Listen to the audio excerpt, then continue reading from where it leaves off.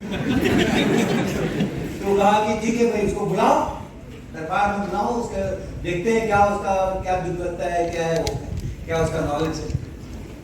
तो उसको लाया गया। साथ में लोग ये भी बता दिया कि अनफॉर्चुनेटली आज उसका मुंह बंद है,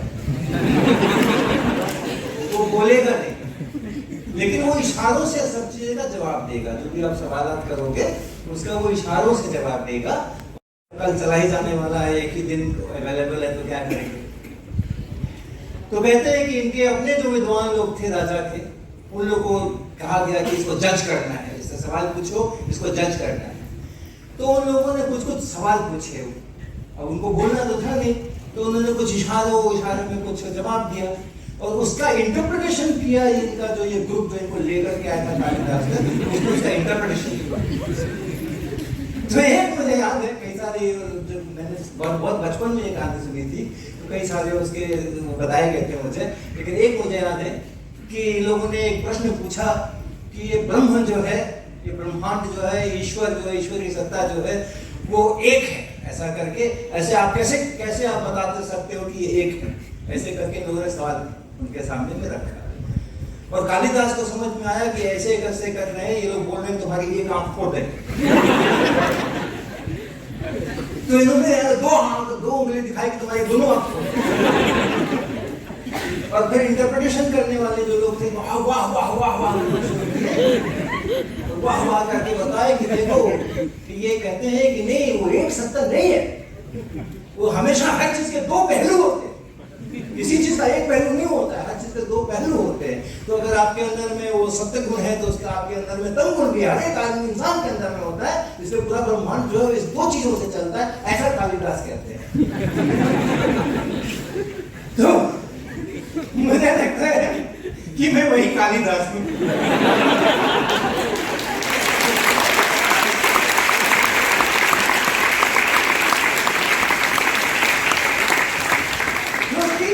मैंने तो कुछ किया नहीं, लेकिन जो कुछ मैंने किया, जो दिखता है, उसको लोग तरह तरह से बताते हैं, ऐसा है, ऐसा है।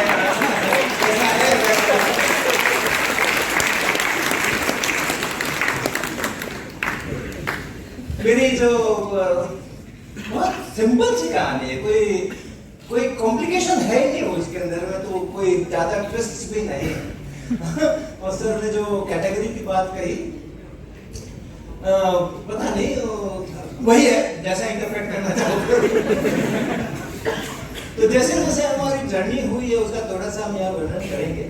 और खास करके अब जब हम एनालाइज करते हैं ना, तो मुझे लगता है कि ये जो सारे लोग, हिंदुस्तान के सारे लोग, केवल स्टूडेंट्स ही नहीं, स्टूडेंट्स तो है कि वो तो मेरे हैं, वो तो अपने ही है, लेकिन जो मेरे स्टूडेंट्स नहीं रहे हैं, जिन्होंने फिजिक्स नहीं पढ़ी है, ऐसे लोग भी मेरे हैं। और इसका मेरे को बहुत बार अनुभव आता है, अगर कहीं प्रसंग आएगा तब बताऊंगा। तो ये जो पूरा सब कुछ ऐसा हुआ है, ये मेरे लिए भी एक रिसर्च का विषय है, कैसा कैसे हुआ है। मुझे पता नहीं ऐसा कैसे हुआ है, लेकिन हुआ। ऑब्जर्वेशन है, डेटा है, डेटा तो है, पक्के डेटा है, उसमें कोई शक नहीं है, और उसको लिखना है, उसका इंटरप्रिटेशन। तो उस क्रम के अंदर में नेचुरल वे में कुछ डिसीजंस ऐसे हमने लिए जिसको अमूमन लोग कहेंगे कि ये बहुत रॉन्ग डिसीजन होता है, रॉन्ग डिसीजन है, और आगे की कहानी अगर नहीं मालूम हो और ऐसी परिस्थिति हो कि ऐसा है, क्या करना है, तो लोग जो साधारणतः डिसीजन नहीं लेंगे, कई बार मैंने वैसे डिसीजन लिए हैं। तो वो तो आप देखिए, पहले अध्याय से शुरू करते हैं। तो जो पहली कथा है वो हमारे स्कूल के जीवन की, ये उसी समय की मेरा ही चित्र है, ओरिजिनल, इंटरनेट से लेकर लगाया हुआ नहीं है, ओरिजिनल चित्र है और बहुत दुर्लभ चित्र है, क्योंकि ये 1960s का चित्र है। ये 1960s का चित्र है। मैं 1952 में यहाँ अवतरित हुआ था। 12-13 साल की उम्र का चित्र है, जबकि मैंने पहली बार स्कूल में एडमिशन लिया था, उस समय का ये फोटो है, 10-11 साल की फोटो रही होगी। और उस समय में 60s के अंदर में कहाँ कैमरा और कहाँ फोटो, वो तो कभी कभी साल 6 महीने में कभी किसी कोई आए, कोई कुछ हुआ, कुछ इवेंट हुआ, कुछ फोटो खिंच गई तो खिंच गई, और उसके बाद उसको हार्ड कॉपी ही होती थी, उसको एल्बम में लगा के सुरक्षित रखा जाता था। तो 50 साल के बाद, 55 साल के बाद भी वो मुझे मिल गई और मैं उसका फोटो यहाँ लगा पाया, इसीलिए ये बहुत दुर्लभ चित्र है। तो मेरे स्कूल के अंदर में मेरा जो, जैसे भी हमने कहा कि ये जो आप फोटो देख रहे हैं, ये हमारे उस समय का फोटो है जबकि हम पहली बार स्कूल में गए थे। इसके अंदर पहली बार हम स्कूल में गए तो ये भी एक अनकॉमन टाइप का ही, वो मेरा डिसीजन नहीं था, वो मेरे पेरेंट्स का डिसीजन था कि इनको घर में रखना है, इनको स्कूल नहीं जाने देना है, और घर के अंदर कोई होम स्कूलिंग कराई जा रही थी, ऐसा भी नहीं था। वो 10 साल हमारे जो है ना, वो क्या क्या किए जा रहे थे। आज के इसमें बोलोगे, आज के सिचुएशन में अगर कोई घर में किसी बच्चे को बिठाए और उसको पढ़ाने के कोई अलग से व्यवस्था नहीं कराया, आजकल होम स्कूलिंग एक अलग शब्द चला गया है, वैसा कुछ नहीं, बस हो खेलो कूदो। जो थोड़ा बहुत बड़े लोगों को पता है, हंसते गाते खेलते, शाम को खेल करते समय में, रात को सोते समय में कुछ स्टोरी बता देंगे, कुछ मैथमेटिक्स उनको आता हो तो हमें भी बता देंगे, कुछ लैंग्वेज आती होगी तो हमें भी बता देंगे। ऐसा 10 साल तक अगर किसी बच्चे को घर में रखें तो उसको क्या बोलेंगे? तो लेकिन मेरे साथ ऐसा ही किया गया, और मैं वाकई शायद ये यहीं से मेरी इसकी शुरुआत हो गई थी कि सब लोग जिसको कहते हैं कि ऐसा नहीं करना चाहिए, बहुत गलत काम है, मैं वही करता हूँ। उसकी शुरुआत शायद यहीं से हुई थी। तो 10 साल तक मैंने स्कूलिंग कहीं नहीं किया, और उसका एक बहुत बड़ा फायदा, अब मैं जब एनालिसिस करता हूँ तो मैं बहुत बड़ा फायदा उसका पाता हूँ। और वो फायदा क्या है कि हमें देखो, जीवन के अंदर में जो लोग जन्म लेते हैं उसके बाद से लर्न करना शुरू करते हैं, और आप कभी जहाँ भी पढ़ रहे होगे, PhD में होगे, M.Tech में होगे, UG में होगे, जहाँ भी होगे, जितना भी लर्न करते हैं, आगे भी चले जाओ, प्रोफेशन में जाते हैं तब भी लर्न करते हैं। जो सबसे स्टीप लर्निंग ग्राफ होते हैं, सबसे कुछ लोग यहाँ बैठ सकते हैं चाहे तो, बहुत ज्यादा रश हो कितना स्टेज तुम लोग का, इतना मेरा।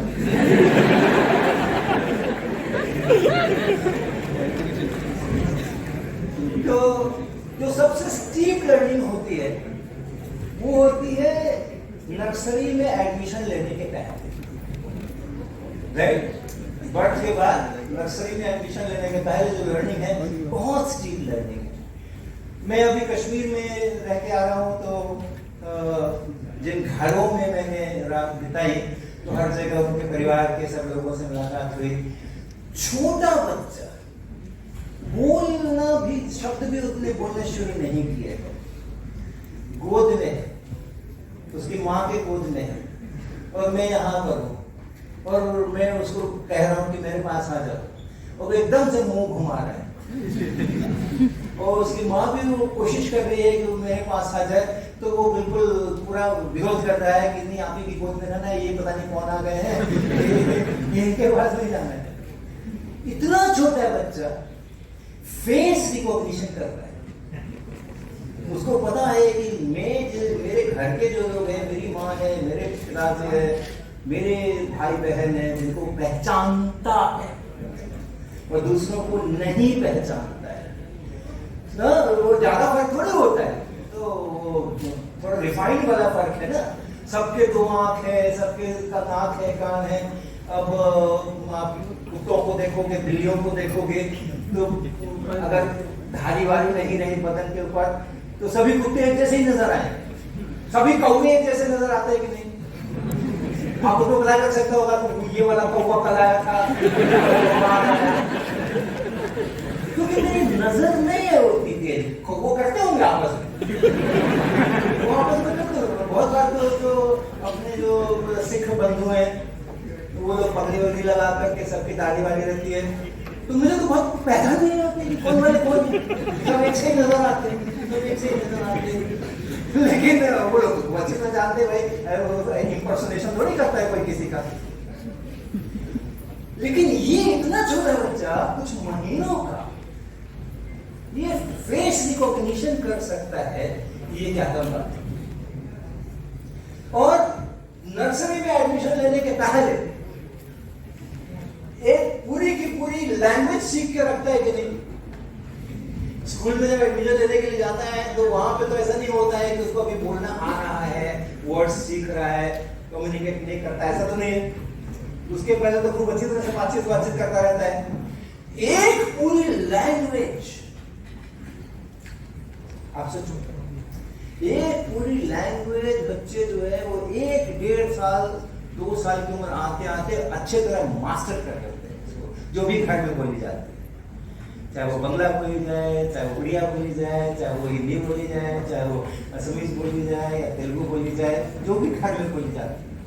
और घर में जो बोली जाती है, जिस ग्रामर के साथ बोली जाती है, उस ग्रामर में एक भी बार गलती नहीं करता है वो बच्चा। पूरी की पूरी ग्रामर उसको याद है, कब क्या बोलना है उसको अच्छी तरह पता है। बिहार का बच्चा है तो जरूर बोलेगा कि लड़का आता है, लड़की आता है।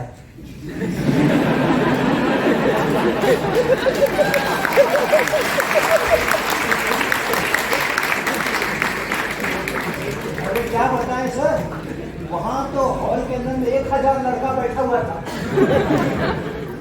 तो जो भी भाषा आप बोलते हैं वही उसकी ग्रामर है, लेकिन जो भी ग्रामर है उसका एकदम प्योर फॉर्म में एक अक्षर उसको याद है, एक रूल उसको याद है। वो बच्चा वही ग्रामर बोलता है, वही लैंग्वेज बोलता है, और पंक्चुएशंस वगैरह हर चीज बिल्कुल। और जो सेंटेंसेस का कंस्ट्रक्शन होता है, पहले सब्जेक्ट आएगा, बाद में ऑब्जेक्ट आएगा, बीच में कुछ और आएगा। वो आपको सिखाया जाता है ना ग्रामर पढ़ते थे। कहते हैं ना, नाउन जो सब्जेक्ट है वो पहले लाओ, वर्ब उसके बाद में लाओ, और एडजेक्टिव यहाँ लाओ वहां लाओ, सिखाते हैं ना। लेकिन उस बच्चे को कोई नहीं सिखाता है, और वो सही ऑर्डर के अंदर में अपने सेंटेंस फॉर्मुलेट करता है। कभी गलत नहीं करता, ये नहीं कि वर्ब पहले ले आएगा, एडजेक्टिव उसके बाद वो शफल नहीं करेगा कभी भी। इतना सारा चीज वो फर्स्ट 3 इयर्स के अंदर में सीखता है। और आप सोचोगे कि वो साइंस नहीं सीखता है तो बहुत बड़ी गलती करोगे। उसको न्यूटन के 3 नियम बताओ।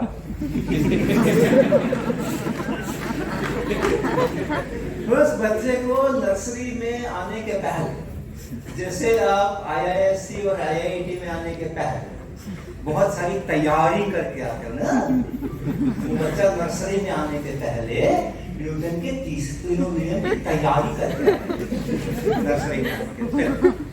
आप सोचो, हम लोग ऑब्जर्व नहीं करते, लेकिन आप सोचो अगर मान लो किसी से खेल रहा है, किसी टॉय से खेल रहा है, किसी खिलौने से खेल रहा है, टॉय कार है उससे खेल रहा है, फिर उसको कुछ और दिख गया, ये कार उसने याद रख दिया, चटाई पे रख दिया, और फिर उसमें लग गया।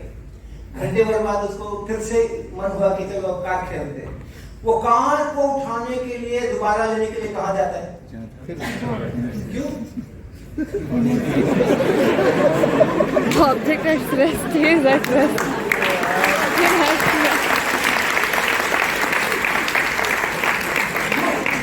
वहीं पर जाता है जहां उसने रखा था। उसको पता है जो चीज रेस्ट में रहती है वो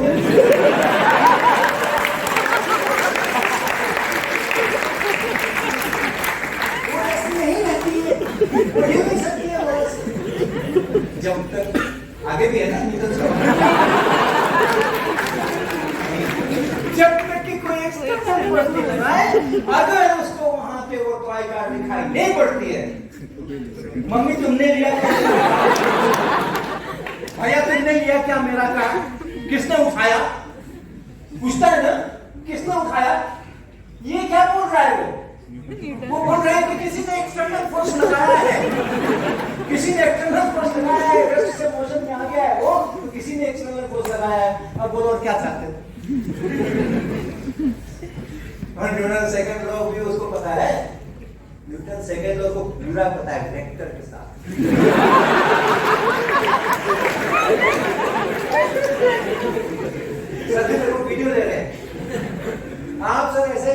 लगा दीजिएगा।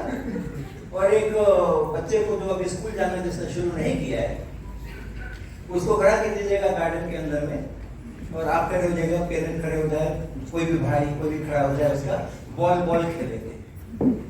मान लो मैं यहाँ खड़ा हूँ और ये बच्चा जो है यहाँ खड़ा है, और एक बॉल है इसके हाथ में, और मैं उधर से बोल रहा हूँ हाँ फेंको फेंको फेंको फेंको फेंको फेंको, पकड़ूंगा मैं पकड़ूंगा। अब ये बच्चा जो है ये उस बॉल को उसकी तरफ फेंकता है, फेंकने के लिए क्या करता है, हाथ से फोर्स लगाता है। तो अगर उसको उधर की तरफ फेंकना है तो अभी इधर की तरफ फोर्स लगाता है क्या? नहीं लगाता ना। ऊपर की तरफ ऐसे करके ऐसे फेंकता है क्या? नहीं ना। पीछे की तरफ फेंकता है? नहीं ना। आप जिधर खड़े हो, हाथ ऐसे करके आप जिधर खड़े हो पकड़ने के लिए, उसी डायरेक्शन में फोर्स लगाता है कि नहीं लगाता है? अब बताओ, जिधर एक्सेलरेशन प्रोड्यूस करना है ठीक उसी डायरेक्शन में फोर्स लगाना पड़ेगा। ये पता है कि नहीं है? तो वेक्टर फॉर्म आया, एफ ऊपर में एरो,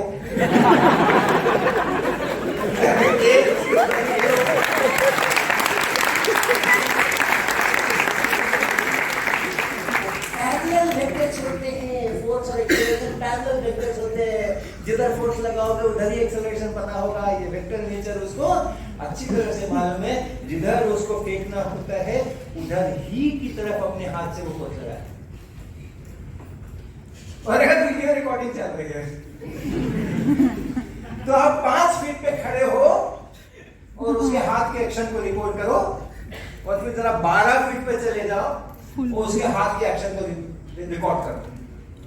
आप देखोगे कि अगर आप नजदीक खड़े हो तो बच्चा धीरे से ऐसे फेंकता है, अगर आप दूर खड़े हो तो बच्चा थोड़ा ताकत लगा करके जोर से फेंकता है। खेल लेते हैं ना बच्चे, 3 साल के तो इतना खेल लेते हैं, बहुत मजे से खेल लेते हैं। अब ये क्या हुआ, अब मैग्नीट्यूड पर आ गए।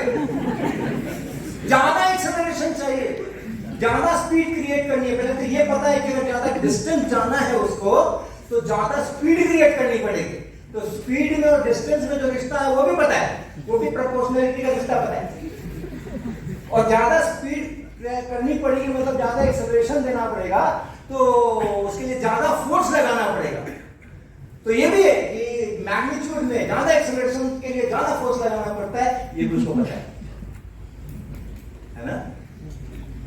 और अगर आपने उसको एक टेनिस बॉल देकर रखी हुई है और एक भारी घर में कोई लोहे का गोला है वो देके रखा हुआ है, फेंको, वहां भी आप देखोगे कि अगर भारी वाला रहेगा तो ज्यादा फोर्स लगा करके कोशिश करता है।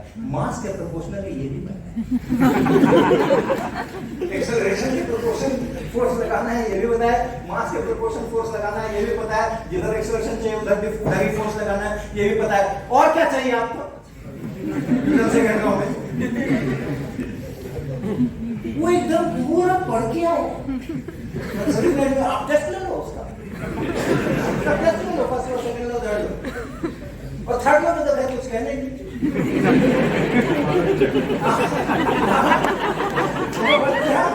वो बच्चा कितना भी सीधा साधा हो, बात मानने वाला हो, आप उसको कितना भी प्यार करते हो, लेकिन उसको अगर आप एक टास्क दीजिए कि ये उधर दीवार है, ये हॉल है, यहां से दौड़ते हुए जाना, स्लो मत होना,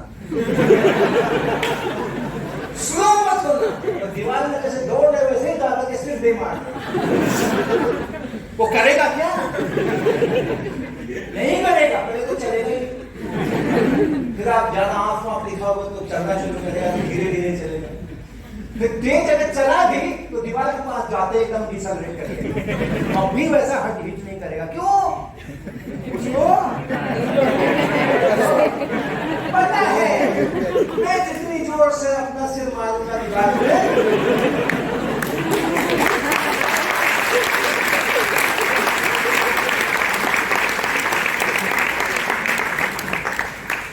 अब इतनी स्टीप लर्निंग क्यों होती है? शुरुआत में, शुरू के उस 3 साल के अंदर में, 2 साल के अंदर में, 1 साल के अंदर में इतनी स्टीप लर्निंग क्यों होती है?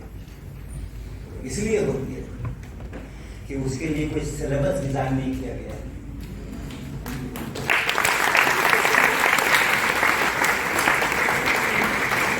उसके लिए कोई टाइम टेबल डिजाइन नहीं किया गया है, उसके लिए कोई इवैल्यूएशन का असेसमेंट का सिस्टम डिजाइन नहीं किया गया।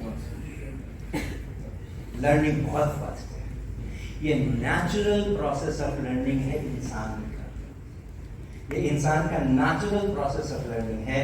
और नेचुरल प्रोसेस से अगर वो लर्न करता है तो सबसे फास्ट लर्न करता है। और स्कूल में आने के बाद क्या करते हैं, एक कमरा डेफिनेट कर देते हैं, साल भर इसी कमरे में आके पढ़ाई करते, है ना।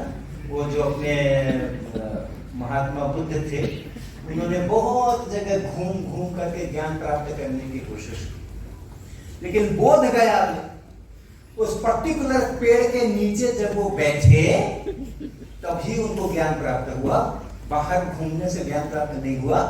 ये तुम्हारा क्लासरूम है, इसी में बैठोगे तो तुमको ज्ञान प्राप्त होगा, बाहर घूमने से ज्ञान प्राप्त नहीं।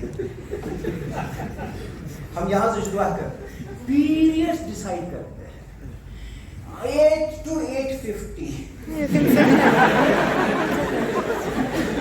This is your English period. इसमें आपको अंग्रेजी सीखनी है, मैथ नहीं सीखना, कलर्स के बारे में नहीं सोचना और कुछ नहीं करना है, मैथ सीखना है। मैथ का पीरियड है, इंग्लिश का पीरियड है, सोशल साइंस का पीरियड है।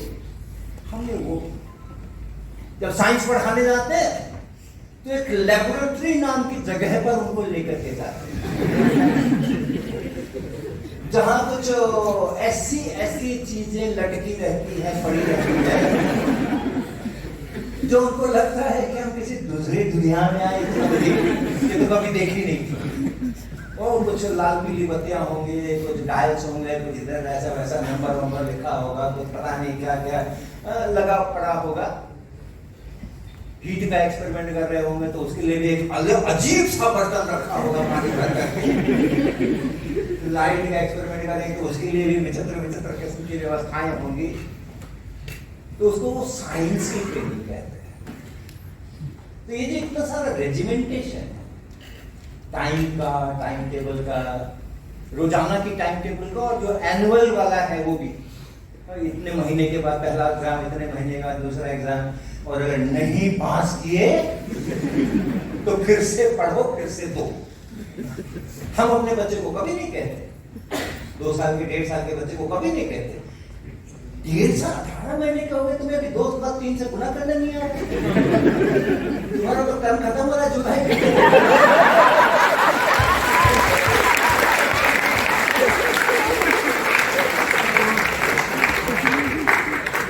मेरे पिताजी ने जो ये अनकॉमन डिसीजन लिया कि ये बच्चा 10 साल तक घर में ही है, पढ़ने लिखने का क्या जरूरत है, इन्होंने मेरे को अपॉर्चुनिटी दिया कि मैं उस नेचुरल लर्निंग वाले स्पेस पर 3 साल नहीं 10 साल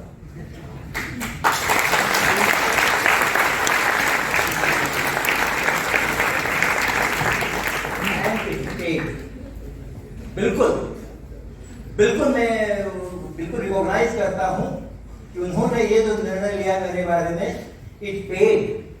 मेरा लर्निंग का एप्टीट्यूड, लर्निंग का हैप्पीनेस, लर्निंग के लिए जरूर मैं लर्न करूं, ये चीजें हमारी जिंदा रही बहुत समय तक, और इसके कारण से हम बहुत आगे बढ़ पाए। जिस समय हमने 6 में एडमिशन लिया था नवीन विवेक पाठशाला में, उस समय हाँ पहला इम्तिहान जब हुआ तो सर सभी सब्जेक्ट में 10 से कम नंबर आए 100 में, किसी में 7, किसी में 5, किसी में 3। हमें पता ही नहीं था कि स्कूल क्या होता है और इम्तिहान क्या होता है, कुछ पता नहीं था हमें। और एडमिशन 6ठे में क्यों हुआ मेरा, 6 में क्यों एडमिशन हुआ, क्योंकि वहां जो स्कूल में एडमिशन होता था उस समय में 1960s की बात कर रहे हो, उसके लिए कोई ऐसा जैम टाइप का टेस्ट नहीं हुआ। वो प्रिंसिपल अपने रूम में बुलाते थे, कोई गया पेरेंट लेके गया एडमिशन के लिए, तो प्रिंसिपल अपने रूम में बुलाते थे, उनसे कुछ बच्चे से कुछ सवाल पूछते थे, कोई डिक्टेशन लिखाते थे, कुछ जनरल नॉलेज निकालते, कुछ ज्योग्राफी अपनी आसपास की ज्योग्राफी है वो, कुछ मैथमेटिक्स, और करके वो प्रिंसिपल वही का वही 15 मिनट में डिक्लेयर कर देते थे कि इस क्लास में इसका एडमिशन ले लो। तो उस क्लास में चले जाते थे, वहाँ के क्लास टीचर रजिस्टर में नाम लिख लेते थे, हो गया एडमिशन। तो मेरे को उन्होंने टेस्ट किया, 6 के लायक पाया तो 6 में एडमिशन ले लिया। लेकिन जब वो परीक्षा हुई तो हमें तो ढम लड्डू मिले। तो परीक्षा क्या परीक्षा होती है, 10 साल तक किसी ने परीक्षा ली, ये क्या परीक्षा लेते हैं। और ये चीज बहुत लंबे समय तक मेरे साथ चली। मेरे पिताजी को लगा कि ये स्कूल गलत चूज कर रही है। देखो ये दूसरी चीज होती है। मेरे को उन्होंने नहीं ब्लेम किया कि तुम्हें कोई कमी है, तुमको नंबर नहीं आ रहा है। उसको सप्लीमेंट करने के लिए कोई ट्यूशन नहीं लगाया मुझे, राइट। मैं नहीं कोप कर पा रहा हूँ आजकल को, तो खूब देखता हूँ आजकल तो इतना बढ़ गया है। अभी कल ही परसों हमने एक जगह वीडियो में मेरा कोचिंग क्लासेस फॉर नर्सरी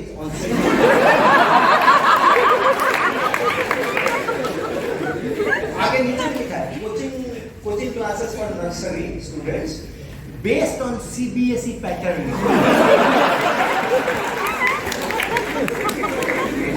ऐसा दिखता है कि फोटो खींच लेता हूँ, मेरे फोन में वो फोटो है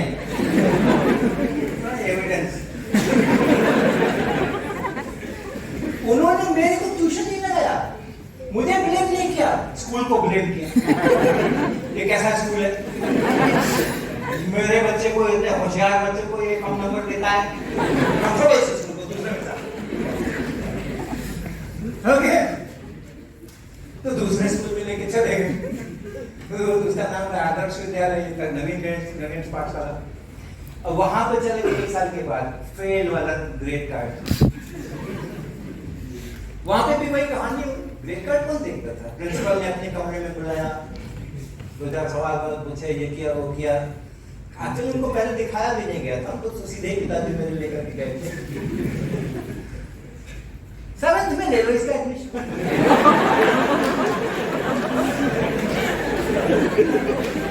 तो 7th में एडमिशन हो गया भाई, 7th में एडमिशन हो गया। चला साल भर वहां चला, अब कोई चेंज नहीं हुआ। वहां पे भी जितने साल भर में एग्जामिनेशन में, वो सब में वही ढाक के 3 बात रहे। तो मेरे पिताजी ने फिर अपना पुराना निर्णय दोहराया। ऐसे नहीं कि आज एक बात बोले कल दूसरी बात बोले। प्रिंसिपल वाले आदमी थे, ये भी स्कूल पे कहा है, दूसरे स्कूल में चलते हैं। फिर वो लेके गए तीसरे स्कूल के अंदर, राम मोहन ऐसे में लगे। वहां पर भी उन्होंने मेरे को प्रिंसिपल साहब ने बुलाया। प्रिंसिपल साहब ने फिर कुछ सवाल ये वो किए। 8वें में ले लो।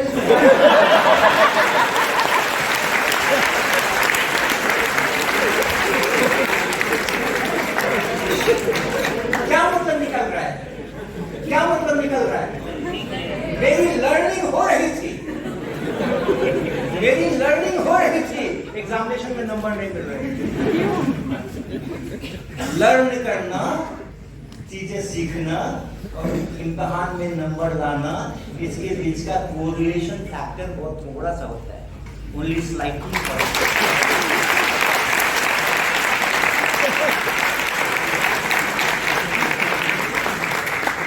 तो मैं सीख रहा था, सीखने में गड़बड़ नहीं हो रही थी, क्योंकि सीखना तो मेरा खुद का नेचुरल इंस्टिंक्ट था ना, सीखना।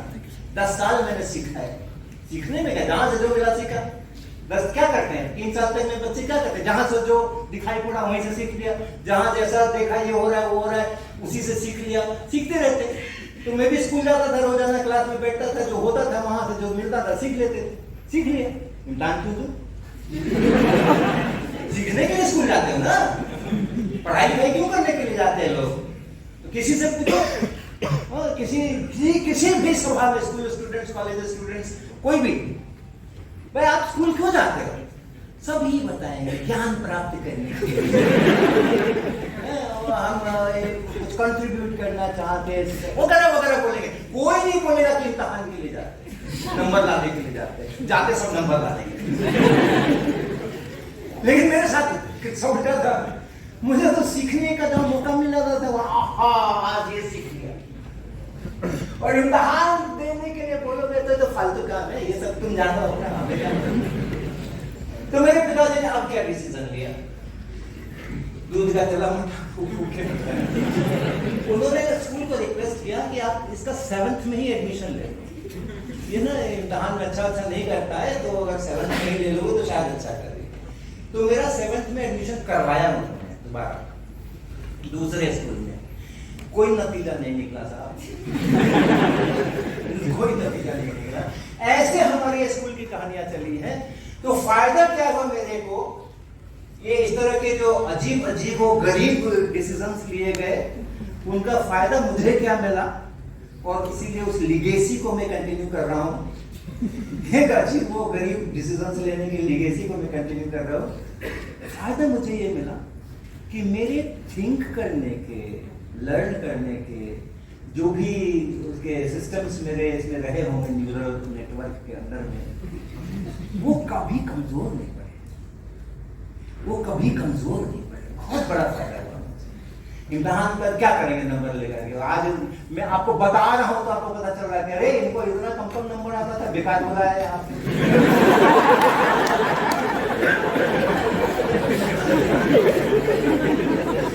लेकिन बुलाने के पहले नहीं बताया था इनको, पता नहीं बुलाते कि नहीं बुलाते।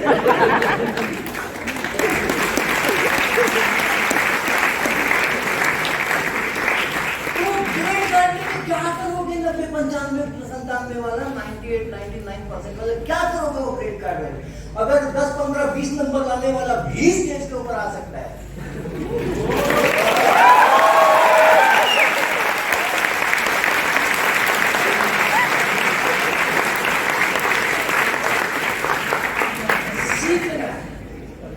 सीखना नई चीजें सीखना है और नई चीजें क्रिएट करना। अगर सीख लोगे ना, और उसके बाद कोई प्रेशर ये नहीं रहेगा कि इसके लिए आपको ये टर्म पेपर जमा करना है, ये बीटीपी प्रोजेक्ट है, ये फलाना है, इसका ये डेडलाइन आ गया, ये फलाना हो गया, ये सब नहीं रहेगा। तो आप जब सीख लोगे चीजों को, तो आप सीख करके खुश नहीं रहोगे, जो सीखा है उसका यूज करोगे, तब फिर आप नई चीजें क्रिएट करोगे। नई चीजें क्रिएट करना ये किसी भी प्रोफेशन के लिए उसका एप्टीट्यूड होना कि मैं कुछ नया क्रिएट करूं, वो किसी भी प्रोफेशन में आप रहो वही आपको एक्सेल कराएगा। आप यहां से चाहे जैसी डिग्री ले लो, लेकिन आगे जो 30, 40, 35 साल, 40 साल, 45 साल, 50 साल आपको प्रोफेशन में रहना है, वहां पर आपका कोई ये सब काम नहीं आने वाला है। ये सब क्या आप ग्रेजुएट लेते से कोई मतलब नहीं है। वहां पे आप क्या नया सोच सकते हैं जो दूसरे नहीं सोच रहे हैं, वो एकदम से आपको जंप कराता है लैडर के ऊपर। तो वो सारी चीजें हमने यहाँ पर वो चलाई। तो ये हमारा स्कूल जीवन का इतिहास है। और इम्तिहान पास करने में क्या है, जिस दिन तय कर लेंगे कि करना है तो कर लेंगे तो कर लिया ना। क्लास 10 आते आते, क्लास 10 आते आते हमने फर्स्ट डिवीजन में अपना हाई स्कूल पास किया, 64% मार्क्स।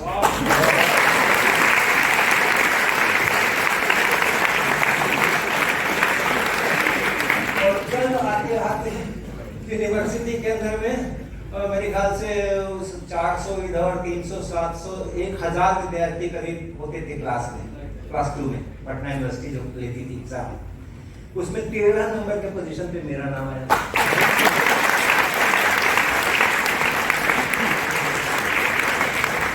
जो काम 5 साल में हो सकता है उसके लिए क्यों बच्चे का 12 साल बर्बाद करते हैं?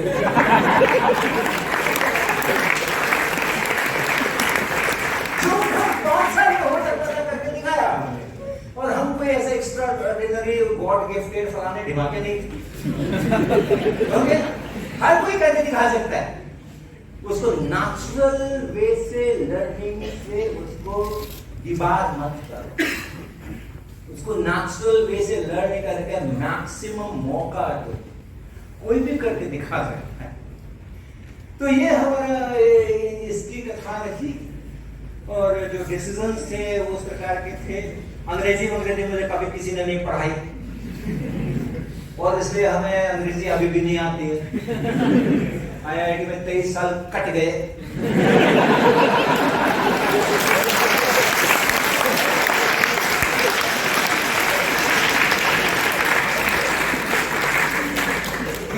रिसर्च पेपर लिखे गए। सत्यम जी ने हमें पहला रिसर्च पेपर जो IIT से चला था, उसके पहले पटना में था, वहां से भी लिखे थे थोड़े थोड़े। तो उन्होंने भी हमें सिखाया, हमारे सुपरवाइजर ने हमें सिखाया, फिर हमने अपने स्टूडेंट्स को सिखाया।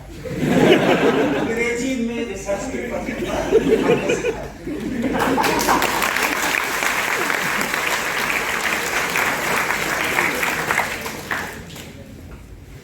तो ये सब, ये देखो कितने, ये बच्चा कितने लर्न कर रहा है, बहुत मजे। ये बच्चा है जो अपने यहाँ आप मिले हो, पता नहीं गए थे, तो रंजीत करके हमारे यहाँ एक व्यक्ति काम कर रहे हैं हमारे शिक्षा विभाग के अंदर में, और उसके पिताजी रिक्शा चलाते थे पहले, अब वो बागवानी का काम करते हैं। उनका बेटे है रंजीत, और उनका बेटा है ये अभी जस्ट इसने नर्सरी में जाना शुरू किया है, और उसके पिताजी बहुत कीनली उसको ऑब्जर्व कर रहे हैं, ये डीरेल ना हो जाए स्कूल जाकर। जब तक उनके बस चला तब तक उन्होंने डिले किया इसको स्कूल में एडमिशन कराना, लेकिन फिर मम्मी का प्रेशर, अभी उसको स्कूल देना शुरू किया है, बट इज वेरी की ही नोज, क्योंकि उसका अपना भी, उसने कभी स्कूल के सिस्टम को फॉलो नहीं किया है, कभी भी डिफाइन किया है, उसको मन में नहीं लगता था। But it such a competent person, such a competent person. मेरे सारा जितना एक्सपेरिमेंट हम लोग बनाते, 600 एक्सपेरिमेंट किया आपने मान ली, वो 600 का बढ़ के अब शायद 1200 हो चुका होगा। 600 बहुत पुराना फिगर है। 600 इसलिए फिगर है क्योंकि उस समय जब वो एक्सपेरिमेंट्स हम लोग बनाया करते थे नए, तो कहीं उसका नाम लिख लेते थे, ये वाला एक्सपेरिमेंट। डिस्क्रिप्शन तो किसी का कभी नहीं लिखा, एक्सेल के ऊपर वो चलता था। 600 650 तक हमने मेंटेन किया था, उसका लिखना छोड़ दिया।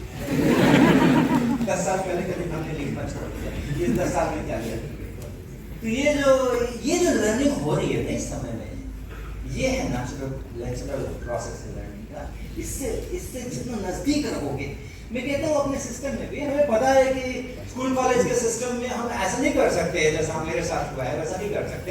स्पेशली आपने तो 10 बरस के बाद भी तो हमें उस सिस्टम में जाना ही पड़ा था ना, और उस सिस्टम से ही तो निकल करके फिर हम आए हैं, तो ठीक है वो। लेकिन इस सिस्टम में भी क्या 5% की गुंजाइश है?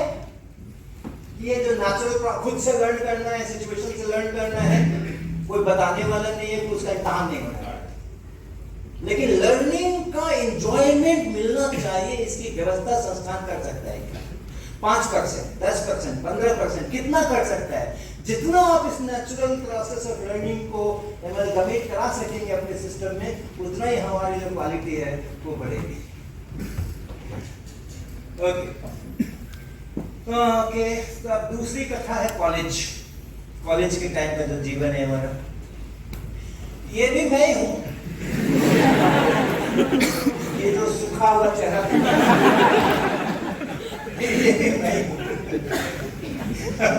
तो मेरा उस समय वजन 44 kg हुआ करता था।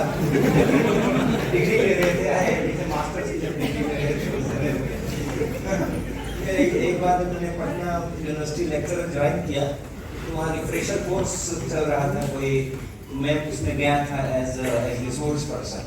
तो उसके 7-8 साल के बाद कोई दूसरा रिसोर्स पर्सन ये हुआ, ये जब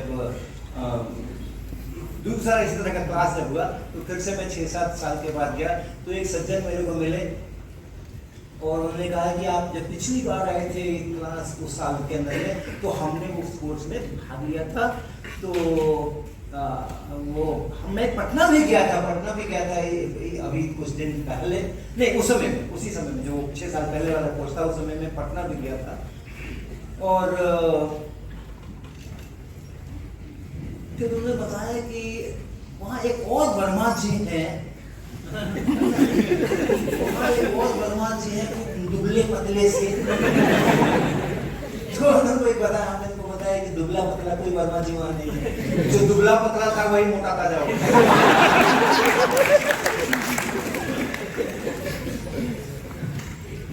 तो ये हमारे ये डिस्कशन था।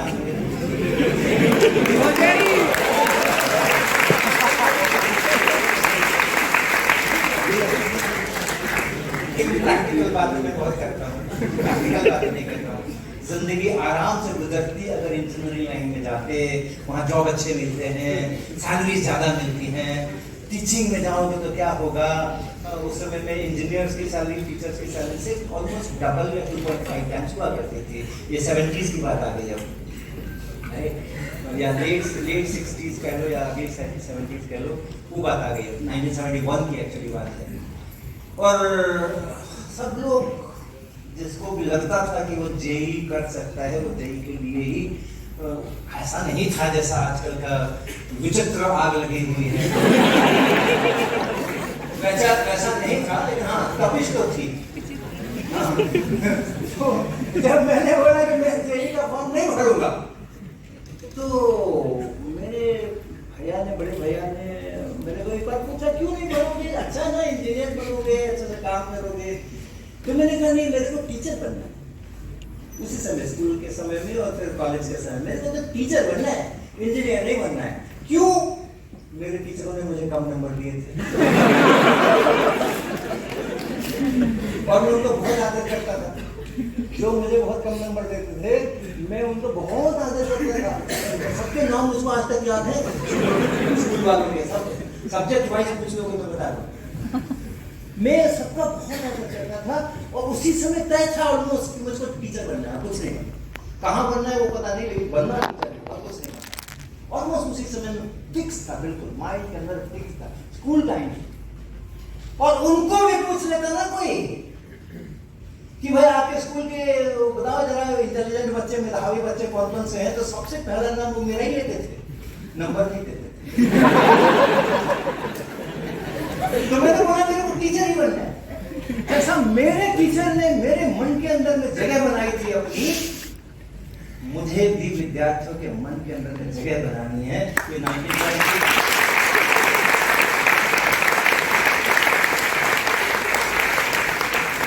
1971 का डिसीजन है। जैसे मेरे स्कूल के टीचर्स ने मेरे मन में अपनी जगह बनाई हुई है, मैं भी अपने विद्यार्थियों के बीच में ऐसी जगह उनके मन में बनाऊंगा। ये 1971 का डिसीजन था मेरा, और वो बनाने के लिए मुझे टीचर बनना पड़ेगा। इंजीनियर होकर के वो काम नहीं कर सकता हूं, इसलिए मैं जेई का फॉर्म नहीं भरूंगा। मैंने नहीं भरा। करो, अपने मन का करो, अपने मन के बादशाह हम खुद है, राइट? अब आईआईटी में आ गए, ये कॉलेज डेज ही चल रहे हैं अभी, तो आईआईटी के अंदर में एमएससी के लिए एडमिशन हो गया। उस समय तो हमने मना कर दिया था, जेई नहीं करना है, इंजीनियर नहीं बनना है। उस समय ये पता भी नहीं था कि वहाँ पे एक 5 ईयर इंटीग्रेटेड एमएससी भी होती है। हम तो यही जानते थे वहाँ सब इंजीनियर ही बनते हैं। बीएससी के बाद थोड़ा बढ़ा, जनरल नॉलेज बढ़ा, तो पता चला कि आईआईटी केवल इंजीनियरिंग के लिए नहीं होती है, प्योर साइंसेस के लिए भी होती है।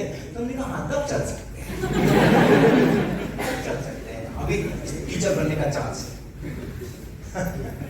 तो मैंने वो दिया, उनका रिटन टेस्ट दिया। हर आईआईटी का अपना अपना अलग अलग होता था उस समय, और हमने करके और उसमें क्वालिफाई हो गया। फिर इंटरव्यू के लिए पहुंचे, 7-8 लोग बड़े आईआईटी के प्रोफेसर लोग बैठ करके मेरा इंटरव्यू लिए, उसमें भी पास हो गए। लिस्ट में नाम छप गया कि हाँ इनका सिलेक्शन हुआ है, तो उसमें मेरा नाम आ गया पहले ही उसके अंदर में। वो जमाना था 1975। 1975 में मैंने एडमिशन लिया था एमएससी के अंदर में।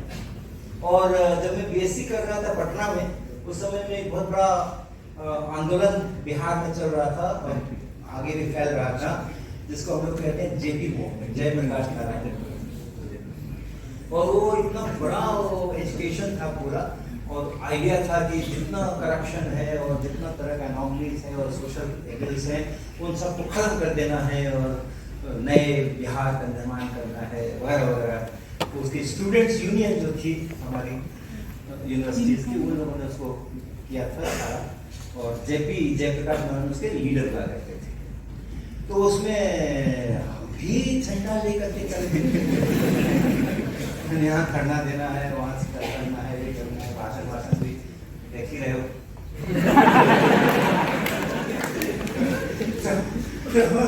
जब इमरजेंसी लगी 1975 में और गवर्नमेंट का हो या जो कोई गवर्नमेंट के खिलाफ वाले हैं उन सबको पकड़ो और जेल में डालो। तो पहले तो मालूम नहीं था, तो सब ओपनली हम लोग गवर्नमेंट के खिलाफ बोला करते थे, हंगामा बिठाया करते थे, तो जुलूस निकालते थे, झंडे लेके चलते थे। अब जब ये हो गया तो गाजगिरी सबके ऊपर। हाँ, और वो मेरे को घर में फोन आया, राम लखन सिंह यादव इंस्पेक्टर हमारे जो थे पटना के, उनका फोन आया कि हरीश वर्मा जी आपके दिन पूरे हो गए,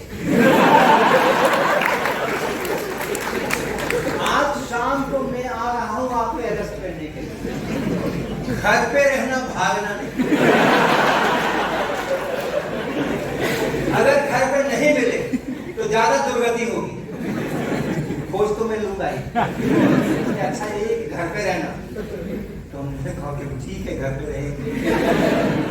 तो राम लखन सिंह यादव पहुंचे शाम के समय, एक और उनके कांस्टेबल दो थे साथ, और आ करके उन्होंने और आए तो अपना अरेस्ट करने के लिए।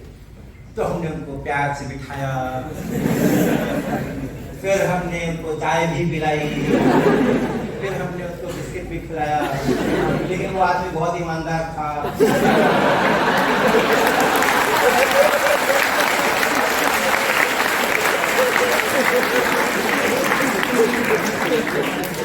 चाय बिस्किट का कोई असर नहीं हुआ, पूरा चाय खत्म हो गया।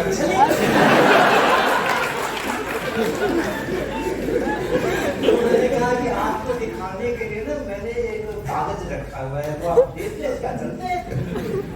तो फिर मैंने उनको कागज दिखाया। कागज क्या था कि मेरे एमएससी का के एडमिशन का कंफर्मेशन आईडी कानपुर से लेटर आ गया था, और इतने जुलाई को आप क्लासेस के लिए ज्वाइन कर लीजिए, ये लेटर आ गया था। तो वो उतने जुलाई अभी 15 दिन बाद आने वाली थी। तो मैंने उनको बड़े मासूम शब्दों में कहा कि सर, अगर आपको लगता है कि आपकी ये जिम्मेदारी कि आपका जो ये रीजन है पटना, जहाँ के कि आप लोग रिस्पॉन्सिबिलिटी है, उस पटना में कोई सरकार के विरोध में कार्रवाई नहीं होनी चाहिए, अगर ऐसे आपको लगता है तो आप मेरी तरफ से निश्चित रह सकते हैं क्योंकि मैं इतने जुलाई को कानपुर जा रहा हूँ। तो मेरे तरफ से आप निश्चित रह सकते हैं, कानपुर की जाके मुझे जो करना होगा करूंगा, कानपुर वाले समझेंगे, आपकी तो कोई जिम्मेदारी बनती नहीं है। लेकिन अगर आपको लगता है मैं तो पूरे भारत सरकार का प्रतिनिधि हूँ और कहीं पर भी देश भर में कहीं भी कुछ गड़बड़ होगी सरकार विरोधी, तो मेरा काम है उसको रोकना, तो चलते हैं आपके साथ। तो 3 बार उसे लेकर पढ़ा हूँ,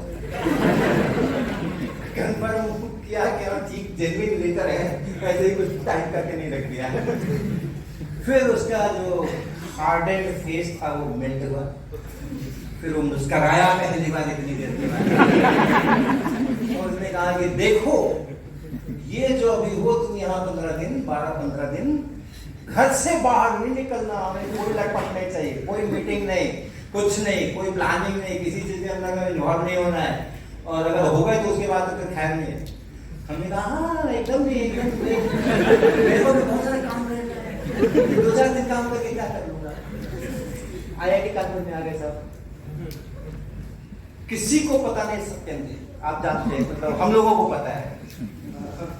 हम लोगों ने स्टूडेंट्स के ग्रुप्स ने पूरी इमरजेंसी के अंदर में, हमें वहां पर कैसे बन गया पता नहीं, लेकिन करीब 100 स्टूडेंट्स का ग्रुप ऐसा बन गया जिसकी कि पुलिस को, सरकार को और हमारे प्रोफेसर को भनक तक नहीं लगी ऐसा कुछ हो रहा है।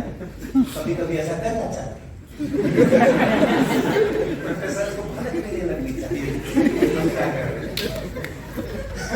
और हमारा ग्रुप पूरी प्लानिंग के साथ 3 लोग इस गांव में जाएंगे, 3 लोग वहां जाएंगे, 2 लोग वहां जाएंगे, इस बार यहाँ जाएंगे, अगले वीकेंड में वहां जाएंगे, पूरा स्ट्रक्चर्ड प्लान करके। और वहां की ज्योग्राफी पता नहीं थी हम लोगों को, और लोकल लोगों से बात करना बहुत खतरनाक होता था, पता नहीं कौन कहां से किसको क्या इंफॉर्मेशन दे।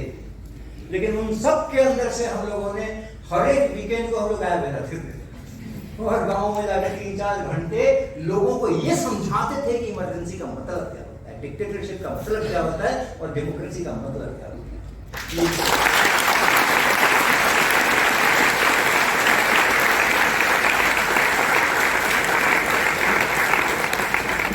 चल रहे हैं, वोट्स चल रहा है, सब कुछ हो रहा है और किसी में कमी नहीं आने दे रहे हैं हम, किसी में कमी, इसीलिए तो पता नहीं चल रहा था। कमी आने लगती तो लोगों को पता चल जाता है कि कुछ घपला है। और वो करके हम लोग ऑलमोस्ट पूरे इमरजेंसी के दौरान एक एक गांव में जाके खतरा मोल लेकर के, क्योंकि आप किसी जगह भी नई जगह पर जाओगे उस समय में और ये सब बात करोगे, इमरजेंसी के नुकसान बताओगे और डेमोक्रेसी के फायदे बताओगे। अगर गवर्नमेंट को पता चला, जो भी वहां का लोकल जो भी पुलिस वाला जो भी है, और बहुत सारे खबरी छोड़ रखे थे, खबरी बहुत सारे सरकार ने छोड़ रखे थे जो कि इसमें नहीं थे, रोल पर नहीं थे, पुलिस की भर्ती में नहीं थे, एम्प्लॉयमेंट नहीं था, लेकिन उनको पैसे इसी बात के मिलते थे कि पता कर लो तुम्हारे इलाके में कोई सरकार के विरोध में काम कर रहा हो तो खबर दे दो।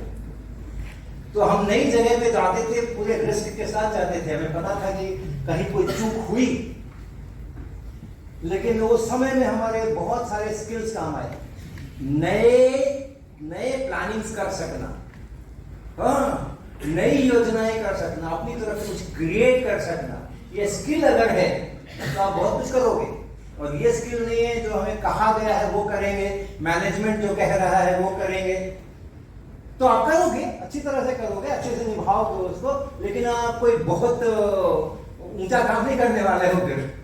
लेकिन हम लोगों को जो ये अभ्यास था, तो हम लोगों ने उसको उस तरह से पायलट किया तो वो नए लोगों से भी हम बातचीत करने में 10, 12, 15 मिनट के अंदर हम भी पता कर लेते थे कि वो क्या है अंदर से, और उसको भी पता करना देते थे अपने को कि हम क्या है अंदर से।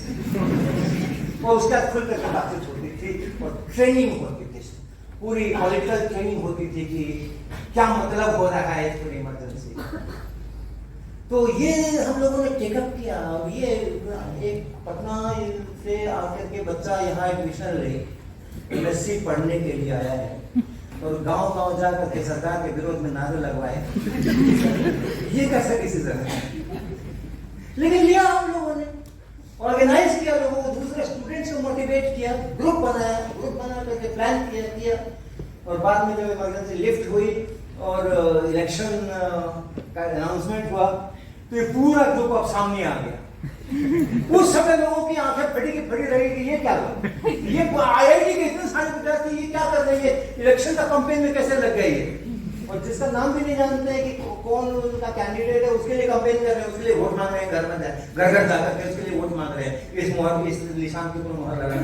क्या था याद है, जनता पार्टी वाला क्या निशान था याद कर लिया मैंने, हल के, तो हल के ऊपर मुहर लगाना, इसके लिए घर घर जाके गांव जाकर के ओपनली कैंपेन कर रहे हैं। मुझे तो जीत दे दी थी जनता पार्टी वालों ने। उनको पता चला, उनको जब पता चला कि IIT के विद्यार्थी मेरे लिए काम कर रहे हैं,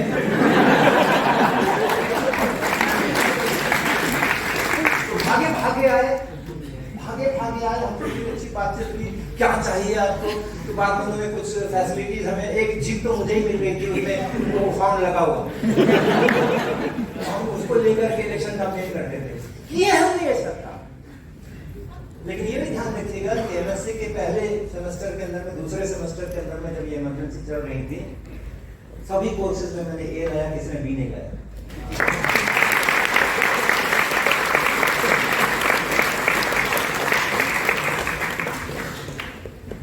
तो A लाने के लिए बहुत पढ़ाई करने का जरूरत नहीं है, गांव में जाओ तो जा करके A लेके आओ।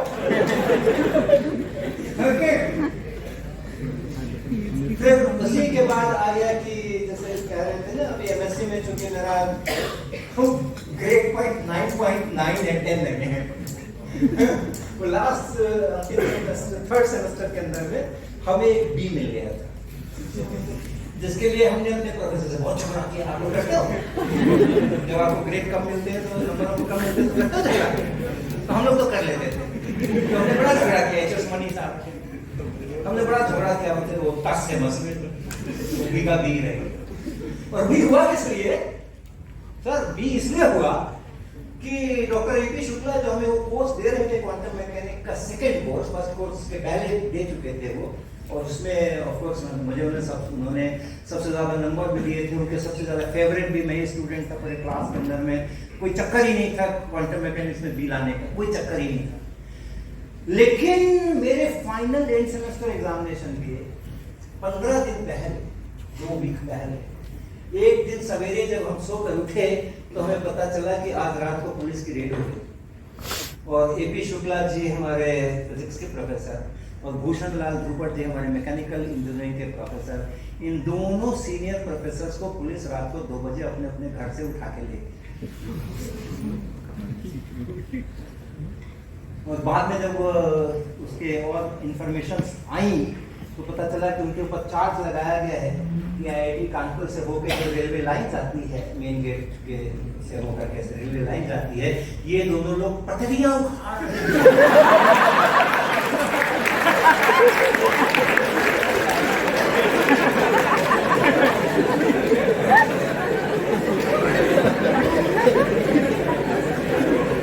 और ये पटरियां उखाड़ने वाले प्रोफेसर्स को जेल से तब तक नहीं छोड़ा गया जब तक कि पूरी इमरजेंसी लिफ्ट नहीं हो गई और इलेक्शन नहीं हो गए, तब तक पता नहीं 8 महीने 9 महीने उनको जेल के अंदर दोनों प्रोफेसर को रखा।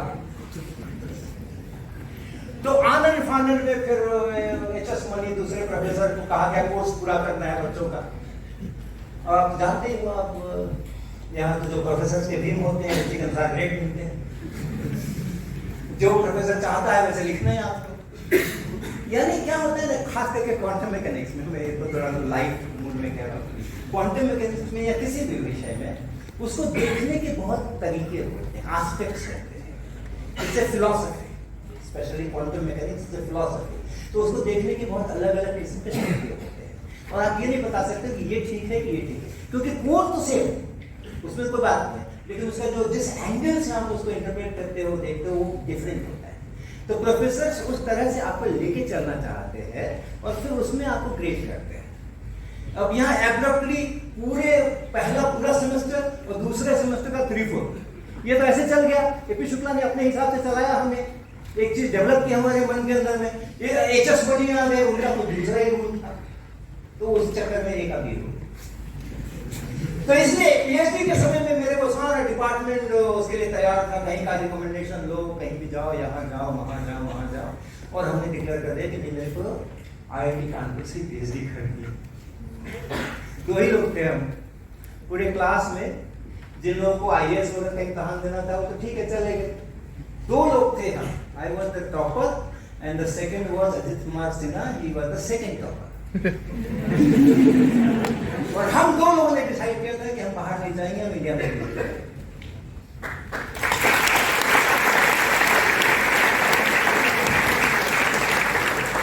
और इस तरह से हमने सत्यम शिवाजी को मौका दिया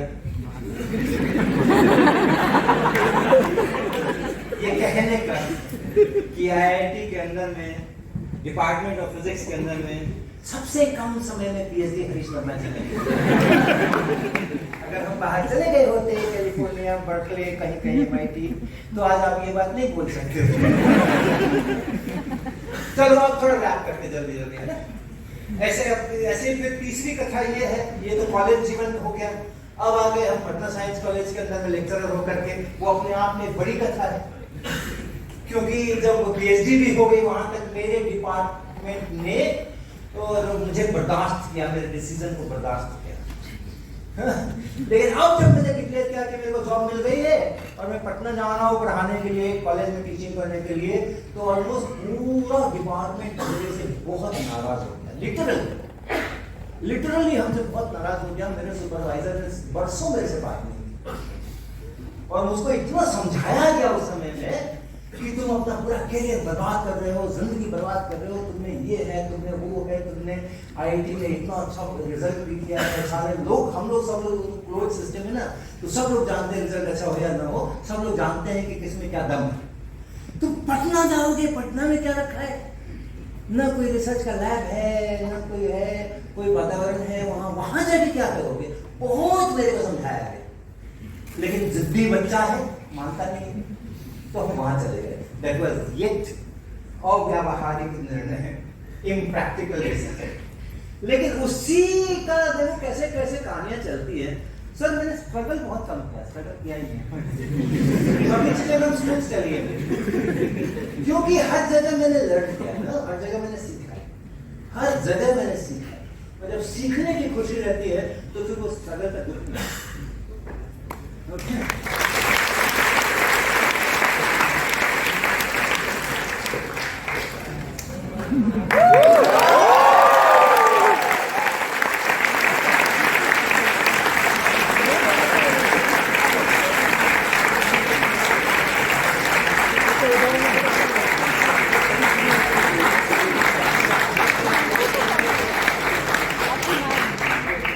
अगर मैं उस समय पटना साइंस कॉलेज नहीं आया होता तो ये स्लाइड आज यहाँ नहीं।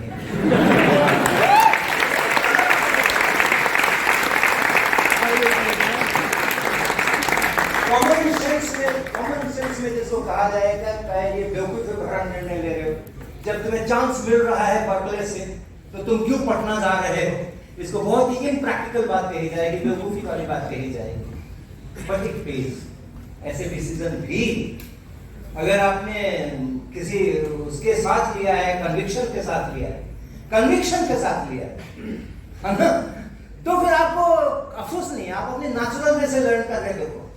मैं डिसाइड करूंगा मैं क्या करूंगा क्या नहीं करूंगा, क्या लर्न करूंगा क्या नहीं लर्न करूंगा, कब करूंगा कब नहीं, मैं डिसाइड कर रहा हूं। तो वो जो मेरी नेचुरल प्रोसेस की लर्निंग की जो बुनियाद पड़ी थी बचपन के अंदर में, पहले 10 साल के अंदर में, जिंदगी भर मेरे साथ रही, अभी भी है। मैं डिसाइड करूंगा ना, जो यूनिवर्सिटी डिसाइड करेगी, जो कॉलेज डिसाइड करेगा, मैं उसका पूरी तरह से पालन करूंगा। उनके जो भी मेजरिंग इंडेक्स होंगे, उन मेजरिंग इंडेक्स के ऊपर मैं पूरा उतरूंगा। बट मेजर डिसीजन मेरे को अपना मैं खुद लूंगा। मैं जानता हूं कि मुझको क्या करना है क्या नहीं करना, और हम उसके रिस्पॉन्सिबल भी है। अगर कुछ नहीं होगा तो कोई बात नहीं, किसी को कोई ब्लेम नहीं है, मैं रिस्पॉन्सिबल है, उसको ओनरशिप भी मेरे ही पास है। तो पटना में जब मैं आया और मुझे +2 पढ़ाने के लिए मिला पहली बार, क्योंकि उस कॉलेज के अंदर +2 भी था, BSc भी थी, MSc भी थी, सबको पढ़ाना होता था। तो ये +2 को जब पढ़ाने के लिए मिला तब हमने ये महसूस किया कि हमारे हिंदुस्तान के अंदर में एक टेक्स्ट बुक की बहुत कमी है। हमारे बच्चे जिस जिंदगी को जीते हैं हिंदुस्तान के अंदर में, उस जिंदगी के साथ मैचिंग नहीं हो रही है हमारी किताब, हमारे फिजिक्स। वो एक आइसोलेटेड सब्जेक्ट बना हुआ है। मैं चाहता हूं कि हम नेचुरल वे में लर्न करें, तो हमारी जिंदगी सबसे बड़ी हमारी टीचर, हमारा बाजार, मार्केट, शॉपिंग, जहां से हम सब्जी खरीदते हैं, जहां से चावल खरीदते हैं, गेहूं चीनी खरीदते हैं, हमारी गलियां, फेरी वाला आता है, हमारे खेल कूद, हम क्या खेलते हैं, क्या करते हैं, कैसे कपड़े पहनते हैं, कहाँ जाते हैं, क्या चीजें हमने देखी हुई हैं, वो बहुत जरूरी है कि हम उसी के साथ में मिला करके साइंस की लर्निंग करेंगे। तो इट विल बी, जब कहते हैं ना 5% अगर नेचुरल बना सकते हो तो बना लो, 10% बना सकते हो तो बना लो, जितना नेचुरल बनाओगे उतना इम्पैक्ट बढ़ेगा, क्योंकि आदमी की अपनी फितरत है नेचुरल प्रोसेस है लर्निंग का। तो जितना आप उसको नजदीक लेके जाओगे, उसके एक्सपीरियंसेस के साथ में, उसकी जिंदगी के साथ में, उसके नेचर के साथ में, सराउंडिंग के साथ में, सराउंडिंग से सीखना ये नेचुरल है, ये नेचुरल फ्रीक्वेंसी है। सराउंडिंग से सीखना और खुद से सीखना, कोई सिखाए नहीं, मैं सिखाऊं, मैं सीखूंगा, मैंने देखा, मैंने सीखा, ये नेचुरल है। तो वो चीज चाहिए, तो वो उसके लिए टेक्स्ट बुक नहीं है। तो मैं कितना भी अच्छा क्लासरूम में पढ़ाऊंगा, अगले पीरियड में दूसरा केमिस्ट्री का टीचर रहेगा, वो मुझसे भी अच्छा पढ़ा देगा, तो मेरा तो धुल गया। तो मैं कितना भी अच्छा पढ़ाऊंगा तो उससे काम नहीं होने वाला। घर में जाकर के वो पढ़े, टेक्स्ट बुक खोले, और मैंने जहां भी पढ़ाया था 40-45 मिनट, उसको वहां पे किताब के साथ में मिला करके और उसको कंसोलिडेट करे, तब वो इम्पैक्टफुल होगा। तो भले ही मेरी रेपुटेशन उस समय भी बहुत हाई थी कि एक जो नया वाला लेक्चरर आया है बहुत अच्छा पढ़ाता है, बट मेरे को संतोष नहीं था कि ना वो तो सभी पढ़ाते, वो तो सभी पढ़ाते हैं और सभी अच्छा ही पढ़ाते हैं। वास्तव में उस समय पटना साइंस कॉलेज के जो टीचर्स थे, इतने अच्छे टीचर्स थे कि मैं क्या बताऊं। लेकिन ये डिसीजन लेना कि ऐसा टेक्स्ट बुक नहीं आज तक आया इतने सालों के अंदर में, अब आएगा।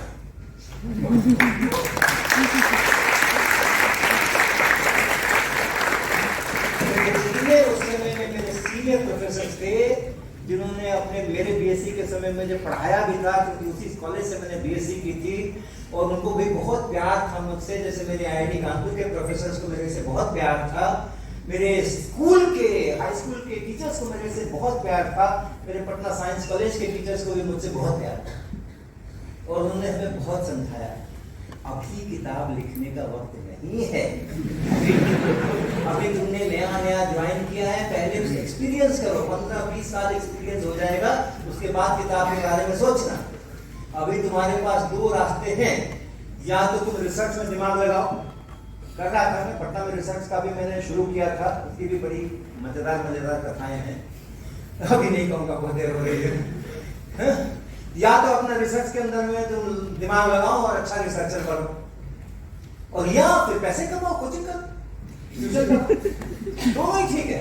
पटना के हिसाब से दोनों ही ठीक है, इसमें भी कोई गड़बड़ नहीं, उनमें भी किताब लिखने कहाँ बैठने। But it was also very unique kind of research. निकलना पढ़ाऊंगा कैसे, किताब ही नहीं रहेगी कैसे, तो पढ़ाऊंगा कैसे। 8 साल लगा दिए, मुझे पता ही नहीं,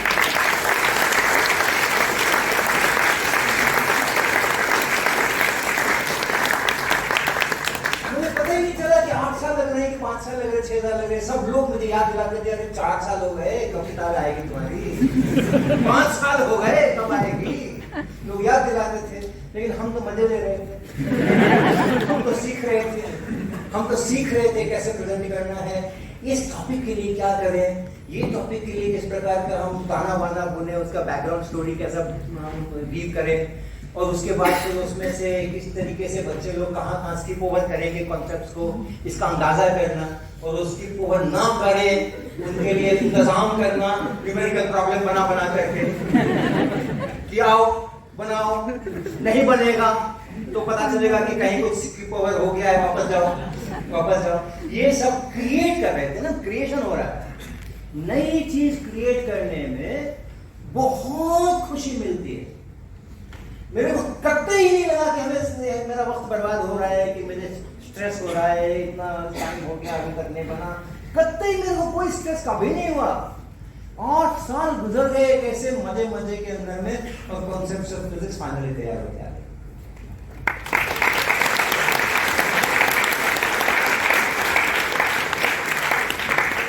यूनिवर्सिटी के अंदर में मैंने टाटा मैकग्रा-हिल को नो किया था, ये किताब टीएमएच से आने वाली थी, और टीएमएच को मैंने मना कर दिया था, क्योंकि मैंने जो लिखा था, टीएमएच के मार्केटिंग टीम का कहना था कि इट विल नॉट सेल।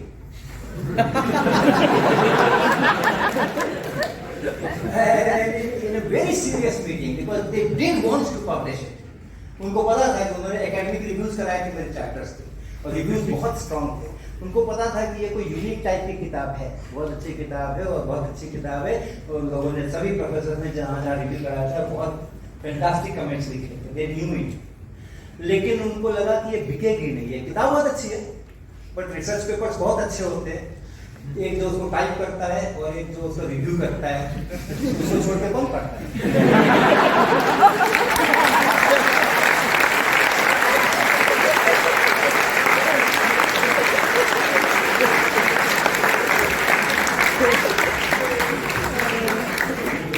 बहुत अच्छी किताब लिखे होंगे, अच्छी बात है, लेकिन सेल ही नहीं होगी तो क्या फायदा छापने से, पैसा लगेगा उसके अंदर में, टीए में हो गया बिजनेस। तो उन्होंने उसको मना कर दिया था कि ऐसा तो नहीं होगा, बल्कि उन्होंने मेरे लिए बहुत होमवर्क किया था। उन्होंने 8-10 सजेशंस मेरे लिए लिख के रखे हुए थे कि ऐसे मॉडिफाई करो, ऐसे चेंज करो, इसका इस तरीके से ओरिएंटेशन बदलो, ये करो वो करो, मेरे लिए उन्होंने लिख के रखा था, मुझे समझाया बहुत उन्होंने भी। तो उन्होंने कहा क्या आप 8 साल के बाद तो मैन्युस्क्रिप्ट दे रहे हो, इतना तो आपने टाइम अपना खर्च किया है, और वो प्राइम यूथ का टाइम 30s में था, मैं उस समय जब ये किताब लिख रहा था मैं, तो ये प्राइम यूथ का टाइम आप अपना इतना, जो आपका सबसे ज्यादा कंस्ट्रक्टिव जो टाइम है वो आपने इसमें लगाया है, और 1000 बच्चों को भी नहीं अगर हाथ में गई तो क्या फायदा हुआ आपके 8 साल की मेहनत का। बहुत तरह से समझाया, लेकिन हमें तो अपने विद्यार्थियों पर पूरा विश्वास था। हमें आगे क्यों नहीं पढ़ेगा, तो कहते अरे आजकल भाई कौन पढ़ता है, सब इम्तिहान के लिए पढ़ते हैं, हमने कहा अच्छी चीज कभी देख के देखी है पढ़ने की?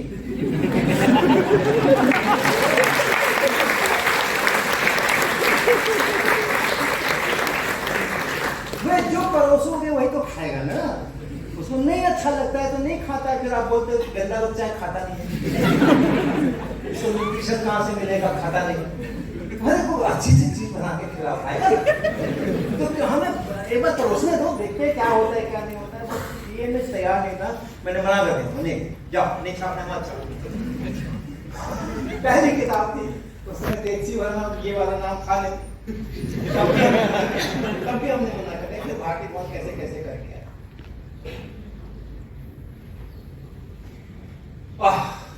ये तो थोड़ी सेंसिटिव बात है।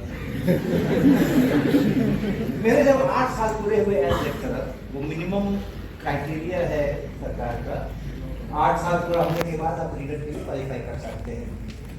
तो नहीं 8 साल नहीं, 4 साल का टीचिंग एक्सपीरियंस होना चाहिए, उसके आगे सर्च पब्लिकेशन हो। तो बाकायदा पोस्ट निकली बिहार पब्लिक सर्विस कमीशन से रांची यूनिवर्सिटी रीडर के लिए, और मेरे ठीक 4 साल पूरे हुए थे, 4 साल कुछ दिन। और मैंने अप्लाई कर दिया, फिर इंटरव्यू के लिए बुलाया गया। अपना जितना मेरे उस समय उतने 4 साल के अंदर में जो मैंने आपको बताया था ना, पीएचडी मैंने अपने जो जिन्होंने बीएससी में मुझे पढ़ाया था उन्हीं को मैंने पहली पीएचडी कराई थी, और वो 4 साल से पहले हो चुकी थी, और कुछ लोग कर रहे थे, यादव जी। तो मैंने भी अप्लाई कर दिया। अब जो बोर्ड बैठा हुआ इंटरव्यू के लिए, उसने पहले रिकॉर्ड देखा, भाई इसने तो 4 साल में एक विजिट सुपरवाइज करके रखी हुई है, और आईआईटी कानपुर से है, और वहाँ पर भी इसके पब्लिकेशन से ही है, वो है एमएससी का ग्रेड ऐसा है, ये वगैरह वगैरह सब कुछ हुआ। फिर प्रश्न किए गए मुझसे, तो उन प्रश्नों के उत्तर भी बड़े फैंटास्टिक ढंग से, लेकिन वहाँ पे अंत में कमिटी ने लिखा none was found fit। फिर अंदर की कहानी जब मुझे पता चली, कुछ लोग तो अपने भी रहते ना यहाँ तो अंदर की कहानी जब पता चली तो मालूम पड़ा कि उनके जो हेड ऑफ द डिपार्टमेंट थे यूनिवर्सिटी के, जहाँ मेरी पोस्टिंग बनी थी रांची, वो इंटरनल एग्जामिनर और बाकी सब एक्सटर्नल एग्जामिनर, सारे बाकी सब एक्सटर्नल एग्जामिनर थे कि इसको लो, ये बहुत अच्छा है, इतना अच्छा एप्लीकेशन नहीं मिलेगा, जितने भी लोगों ने अप्लाई किया था। और हेड के दिमाग में 3-4 लोग थे कि उन्हीं में से किसी को लेना है, और दोनों अड़ गए। हेड ने कहा कि इनके अलावा हम किसी को लेने नहीं देंगे, और बाकियों ने कहा कि हरीश वर्मा को छोड़ के किसी को हम नहीं लेने देंगे। तो अंत में हो गया नन वाज फाउंड। ऑफिशियल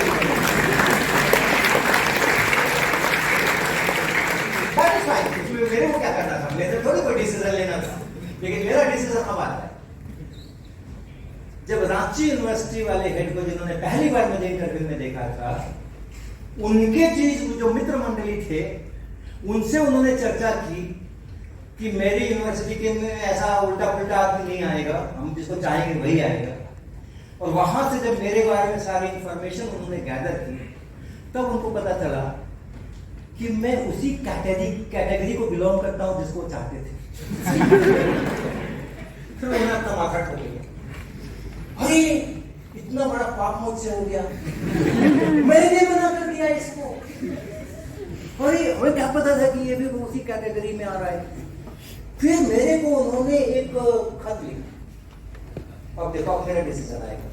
उन्होंने मुझे एक खत लिखा बेंच, तो उसमें डियर डॉक्टर वर्मा और ऐसा करके, we could not select you there, but you just don't worry, you come to Kanpur and I will get you ad hoc appointment of reader, आपको हम कर देंगे, और उसके within 2 years उसको हम रेगुलराइज कर देंगे, you will be full fledged reader। ये उनका किसी से भिजवाया था उन्होंने, हाथ से अपने किसी दोस्त से ये चिट्ठी मेरे लिए भिजवाई थी, और उसको ज्यादा समय नहीं लगा उसका जवाब लिखने में।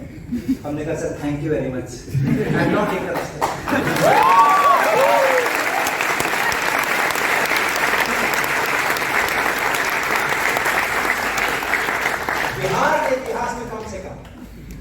पहली बार होता है कि कोई लेक्चरर 4 साल के अंदर में इंटरव्यू से रीडर बना है। बिहार के पूरे इतिहास में शायद पहली बार होता है 4 साल का लेक्चरर रीडर बन जाए, कभी नहीं हुआ था। और आगे भी नहीं होगा शायद।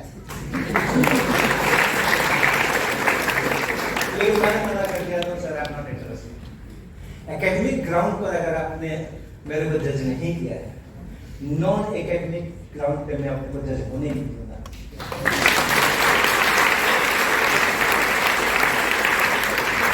मैंने कंटिन्यू किया, मैंने पटना साइंस कॉलेज में आज लेक्चरर कंटिन्यू किया। छोड़ो क्या क्या करना है रीडर कर लेके, मुझे पढ़ाने को मिल रहा है, अच्छे बच्चे आ रहे हैं। पटना साइंस कॉलेज में सब एक से एक बढ़िया बच्चे आते थे।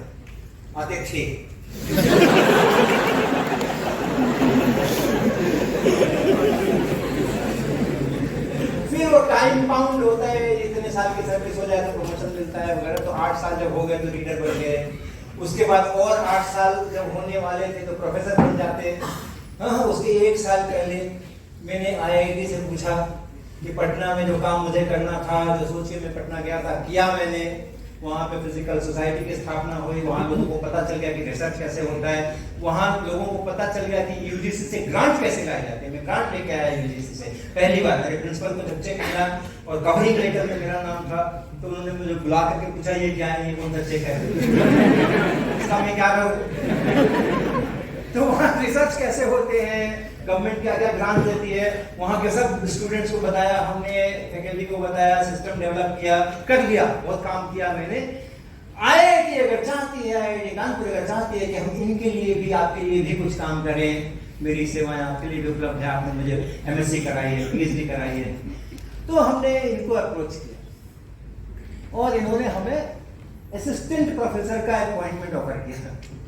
15 इयर्स पटना में 15 इयर्स पढ़ाने के बाद, रीडर होने के बाद और प्रोफेसर 1 साल में होने वाला ही मैं, उस समय में उन्होंने मुझे असिस्टेंट प्रोफेसर का वो पोस्ट ऑफर किया कि आना चाहते हो तो आ जाओ। और मैंने ले लिया। उसका अनदर 5 साल लगे तो मैं एसोसिएट प्रोफेसर बना, उसके अनदर 5 साल लगे तो मैं प्रोफेसर बना। क्या जाता है अपना, पीछे तो डॉक्टर ही लिखा जाता है ना।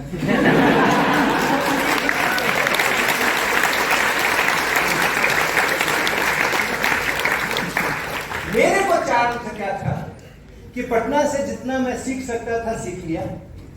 कॉन्सेप्ट्स ऑफ फिजिक्स उसे सीखने का नतीजा है ये। तो जितना मैं सीख सकता था वहां से मैंने सीख लिया। ऐसे तो हर दिन सीखने का होता है हर जगह से, लेकिन फिर भी अब मैं IIT कानपुर से सीखूं। ये जो JEE करके लोग जाते हैं तो जरा ऊपर भी देखते हैं पढ़ा करके, कुछ और सीखेंगे, कुछ नया सीखेंगे। तो वो एक एक्सपीरियंस नया लेने का।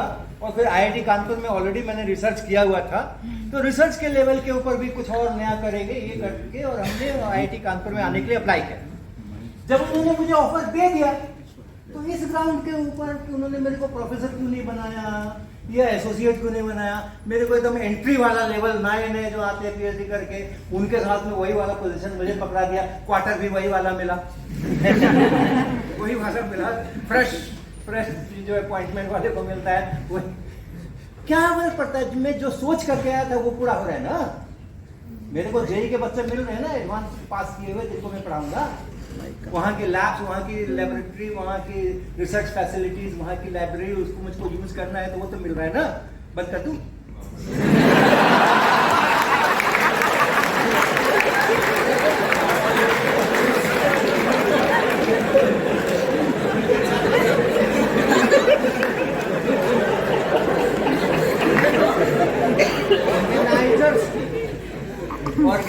ऑर्गेनाइजर्स की हर हलचल का एक मतलब है।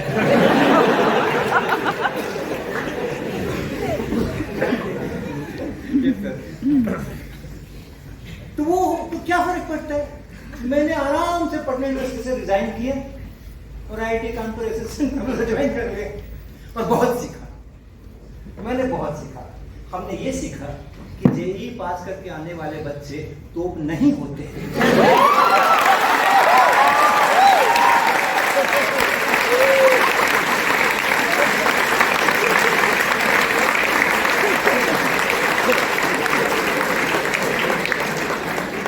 नहीं होते हैं और अपने आप को समझते हैं।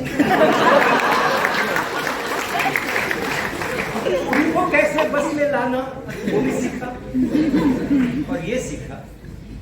स्कूल सिस्टम में जो 9, 10, 8, 9, 10, 11, 12 की पढ़ाई होती है उसके अंदर में बहुत फ्लॉज है।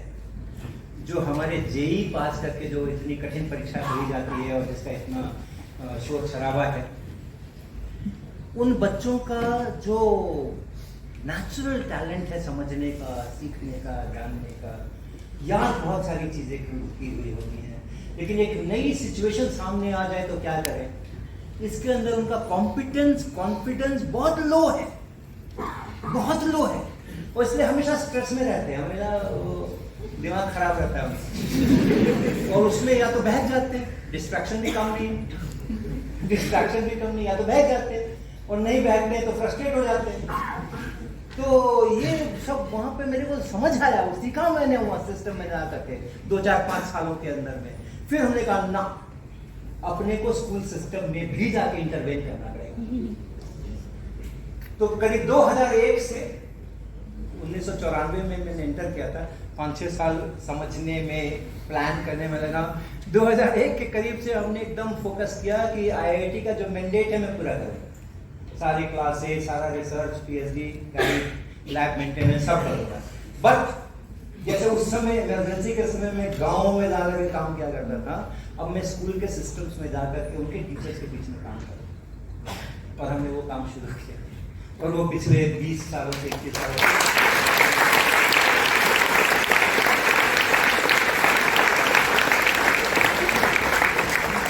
2017 में जब सेवानिवृत्ति हुई तो हमारे हेड ऑफ डिपार्टमेंट ने, हमारे डायरेक्टर ने, सबने कहा 3 साल का एमेरिटस पोजीशन तो आपके लिए नहीं देंगे तो किसको देंगे? तो हमने उसको मना कर दिया। हमने कहा नहीं सर, हो गया 15 साल पटना, 23 साल आईआईटी कानपुर, अब अपना।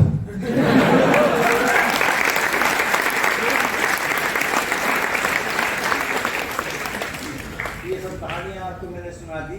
ये स्मॉल एक्सपेरिमेंट्स, बिग लर्निंग, ये सब अजीब अजीब कैची टाइटल्स बना करके हम स्कूलों में जाया करते हैं, स्कूलों के टीचर्स के साथ में बातें करते हैं, और उनको सीखने की का जो सुख होता है ना, उसका अनुभव कराना। हमारे टीचर्स अच्छे हैं, हमारे स्कूल के टीचर्स खराब नहीं है, गवर्नमेंट स्कूल के टीचर्स और भी अच्छे हैं। मैंने गवर्नमेंट स्कूल के टीचर्स के साथ में सीरियसली पिछले 6-7 साल से काफी काम किया है, और हमने देखा है कि अगर आप अच्छी चीज परोसोगे ना तो ज्यादा लपक करके लेते हैं। प्राइवेट वालों के होता है, परोसोगे कि फिर आलोचना करोगे तो अलग बात। शिक्षक सारे अच्छे, मुश्किल क्या है कि उन्होंने अपने बीएससी एमएससी के समय में ये लर्निंग का सुख पाया नहीं। उन्होंने अपने बीएससी एमएससी के समय में, क्योंकि आईआईएससी और आईआईटी से तो किया नहीं है जो आज स्कूल में टीचर है, एक क्या हुआ ना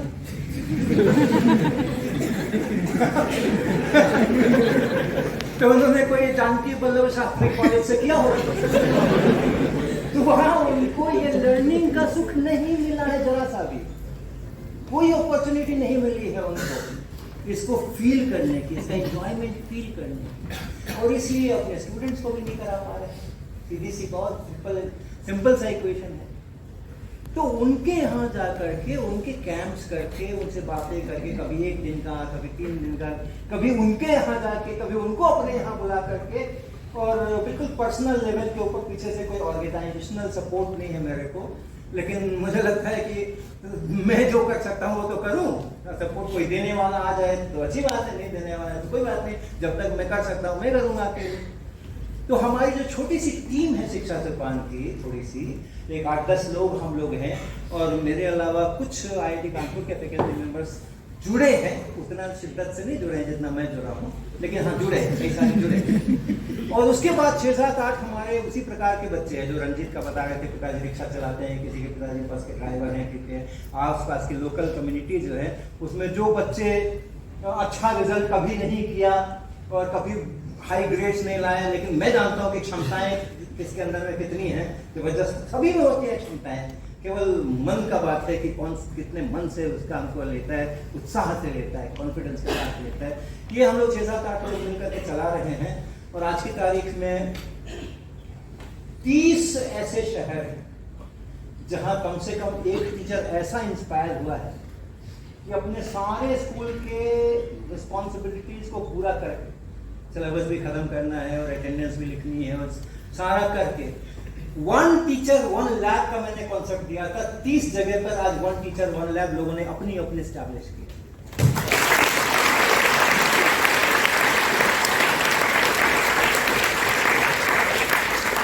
इनमें से कई ऐसे हैं जिनके स्कूल ने या कॉलेज में जहां वो पढ़ाते वहां पे उसने उसको स्पेस दिया है, उसने थोड़ी फैसिलिटीज दी है, स्पेस ही दिया है और तो क्या, उसको क्लास उतनी लेने कम तो लेने नहीं। तो वो सब करते हुए वो अपनी लैब को मेंटेन करते हैं, नए एक्सपेरिमेंट्स वहां पे डिजाइन करते हैं। अब क्या जरूरी है कि मैंने जब 1969 में मैंने जब एडमिशन लिया था, क्लास 11 में था 69 में, उस समय मैंने पेंडुलम को ऐसे ऐसे झुला करके जी का मान निकाला था। और 2023 में भी लोग उसी पेंडुलम को झुला झुला कितनी बार निकालोगे? कितनी बार निकालोगे? कुछ और करो ना, कुछ और करो, कुछ तो और करो। नया करने की प्रवृत्ति, कुछ नया करने का कल्चर इनकलकेट करना, वो क्वालिटी, वो स्किल, कुछ नया सोचेंगे, कुछ नया करेंगे, कुछ अलग हटके करेंगे, अपना प्लान करेंगे। ये 30 लोग जो है, 30 अन्वेषिका है, वो सब इसी तरीके से काम कर रहे हैं, कुछ नया डिजाइन कर रहे हैं। और हमने वो 30 तो ये हैं, उसके अलावा और हमारे बहुत सारे जो हमसे ये हमारे साथ आ करके और हम लोगों ने मिलजुल करके लर्निंग का जो एक्सपीरियंस लिया है, उसके हैप्पीनेस का जो हमने एक्सपीरियंस लिया है, उसके कारण से बहुत सारे ऐसे लोग हैं जो कि अपनी अपनी जगह पर अपने अपने ढंग से लोगों को सिखा रहे हैं, टीचर्स को सिखा रहे हैं कि क्या होती है लर्निंग, क्या होती है। और उसी कारण से हम बड़े बड़े कार्यक्रम भी अब लेने हमने शुरू कर दिए। जम्मू कश्मीर गवर्नमेंट ने हमें सभी 21 जिलों के अपने 10वीं तक के जो हाई स्कूल के जो टीचर्स हैं, उनके साइंस के फिजिक्स के टीचर्स, वहाँ साइंस ही है हाई स्कूल के अंदर में, लेकिन फिजिक्स के लिए उन्होंने हमें प्रोजेक्ट दिया, टीचर्स ऑफ वन प्रोजेक्ट।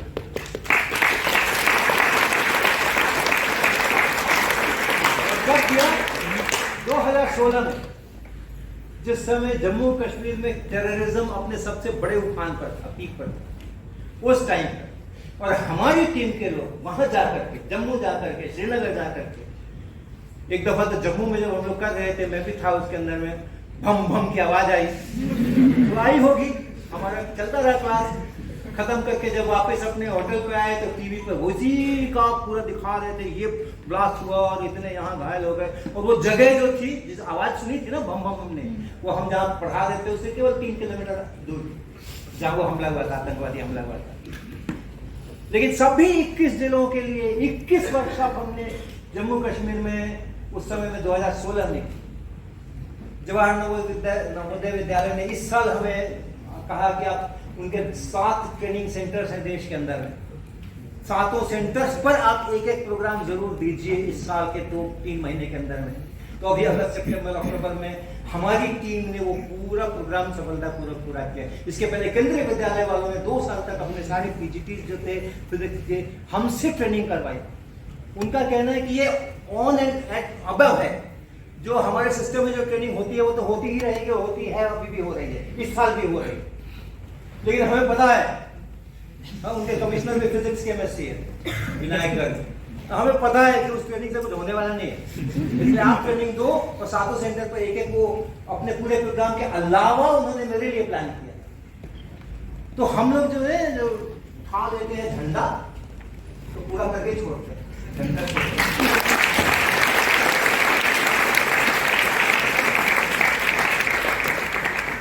ये सब हमारे जो जमीन पे बिठा करके हम पढ़ाते हैं, नेचुरल वे में रहना चाहिए हमें। मेरे YouTube में सबसे ज्यादा देखा जाने वाला जो वीडियो है, सबसे ज्यादा मेरे में, हम दूसरे से तुलना नहीं करेंगे तो बहुत बहुत मिलियंस वाले हैं हम तो छोटे मोटे, लेकिन मेरे जो वीडियोस है सबसे ज्यादा जो देखा जाने वाला वीडियो है, कुछ 30 लाख 35 लाख व्यूज शायद होंगे, कुछ दिन पहले देखा था तो 27-28 लाख थे। उसमें क्या है कि हमारे बच्चे एकदम ओपन में, खुले, इधर खेत वेत वाले पेड़ वेड़ लगे हुए हैं, और उसी में हमने उनको स्टूल डाल के बिठा रखा है और आगे में एक वो पोर्टेबल वाला बोर्ड लगा के हम वहीं खड़े के चिड़िया चींची कर रही है, कौवा काँव काँव कर रहे हैं और हम अपना भाव भाव कर रहे हैं।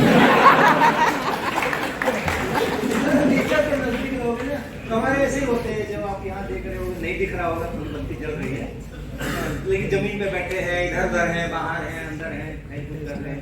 ये मेरा जो घर है उसका नाम है सोपाना और ये हमारा उसका एड्रेस है 12/1/3 नंदपारी IIT कानपुर।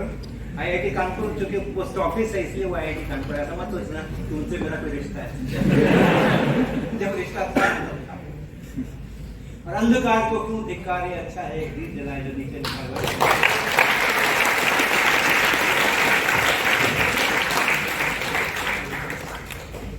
ये सब हमारे शिक्षक लोग हैं, टीचर लोग हैं, ये सब हमारे स्कूल के शिक्षक लोग हैं जो कि इधर से ऐसे टेढ़े हो गए, उधर से वैसे टेढ़े हो करके लिखते रहते हैं, समझते रहते हैं। आप लोग को नहीं दिख रहा होगा। ये अभी जो कश्मीर गया था उस समय के ये चित्र है और ये इस्लामिक स्कूल है, ये अल्बानी इस्लामिक स्कूल। तो उसके बच्चों ने ये साइंस प्रोजेक्ट्स बनाए थे जिसमें कि मेरे को उन्होंने सारे साइंस प्रोजेक्ट दिखाए थे। बहुत अच्छे बच्चे हैं, बहुत प्यारे बच्चे हैं, हमें बहुत आनंद मिला इनके साथ करके। ये इन्होंने एक वो हेड मसाजर बनाया अपना आर्डिनो वगैरह लगा करके, तो वो मेरे को पहना करके उसका फील करा रहे थे कि कैसे तो बहुत सारे अच्छे प्रोजेक्ट, बहुत सुंदर प्रोजेक्ट और बहुत कुछ कहाँ रह गया। अरे सर एक आपने मिटा दिया क्या?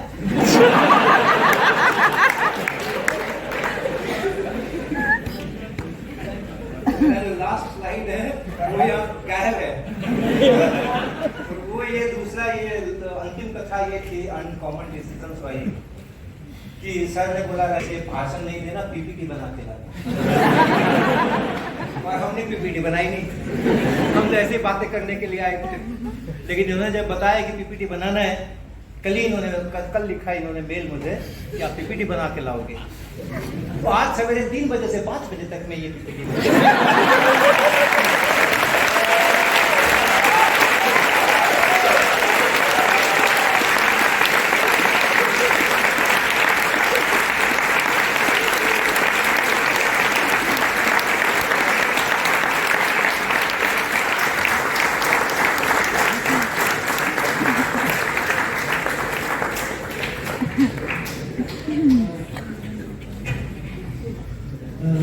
मैं क्या बोलूं, ये आना चाहिए। अभी ये आ रहा है, ये आना चाहिए। तो ये लाने के लिए वो सब एटॉमिक वाइब्रेटर फलाने दिमाग के उसने इमेजिन किया। तो ऐसे होता है रिसर्च। Just don't worry.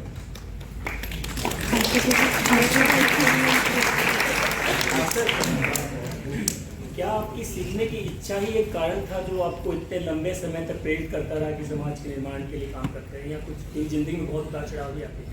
तो बिल्कुल बताना चाहता हूँ। सीखने की इच्छा नहीं कहूँगा मैं, सीखने की इच्छा नहीं कहूँगा, सीखने का एंजॉयमेंट कहूँगा।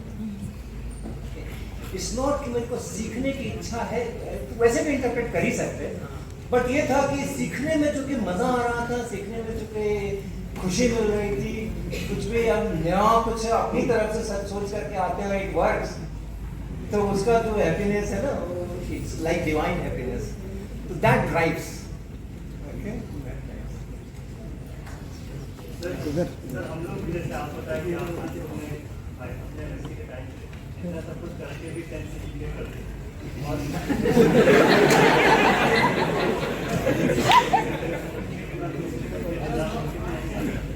क्या कमी है, क्या हमारे अंडरस्टैंडिंग में जो काम कर रहे हैं उसमें कहीं कमी है या पसंद है? आज के पहले आपको मालूम था कि था क्या कि मेरा 10 CP लगे था,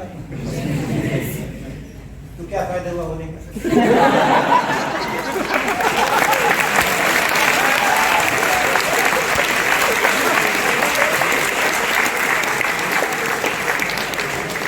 नहीं होने का क्या नुकसान?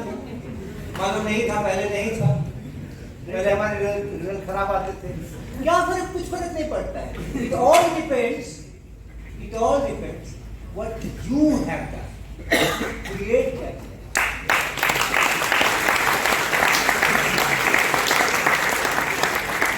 600 नए एक्सपेरिमेंट क्रिएट किए हमने, उसको CGPA से कोई मतलब नहीं। मेरे साथ जो रंजीत बच्चा काम करता है वो अगर न होता मेरे साथ में तो ये 600 एक्सपेरिमेंट में नहीं करता।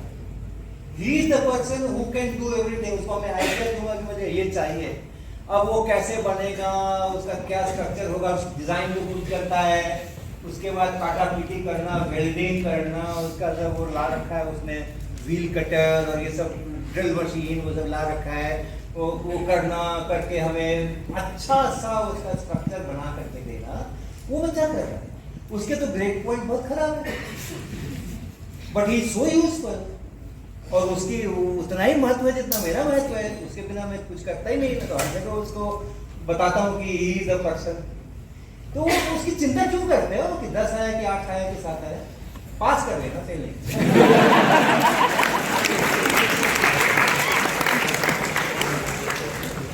सर आपके इतने सालों का टीचिंग एक्सपीरियंस है, आपने इतनी चीज किया सर, अब जैसे आप न्यू जनरेशन को कोई लेसन देना चाहोगे तो आपका लाइफ लेसन क्या है? एक ही है, बहुत छोटा सा है, हैव कॉन्फिडेंस इन योरसेल्फ।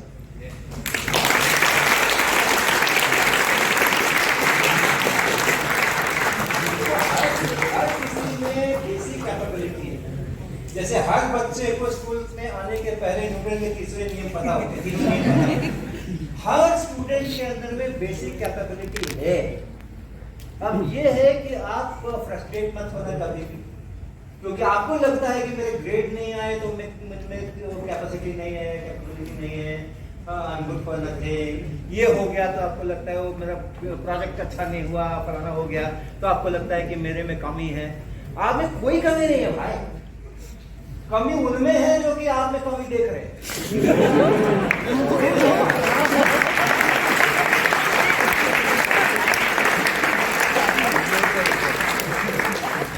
मेरे घर में मेरा भतीजा है, उसने जेई का इम्तहान दिया, रुड़की यूनिवर्सिटी और जेई का, और बीआईटी में सर का 3 एग्जाम दिए उसने।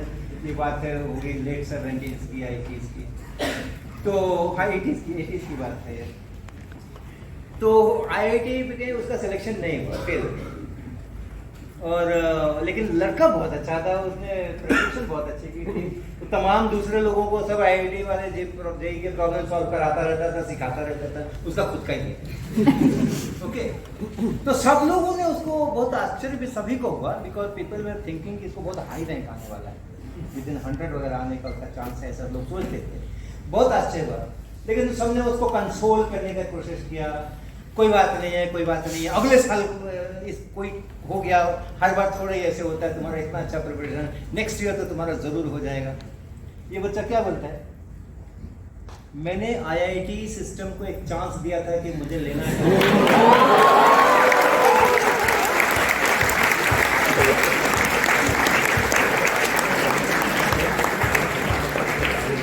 IIT has failed to capitalize on that. And I am not going to give them any second chance. तो मैं BIT में चला जाता। उसने वहाँ से बीटेक किया, फिर कहाँ से MS किया, क्या किया।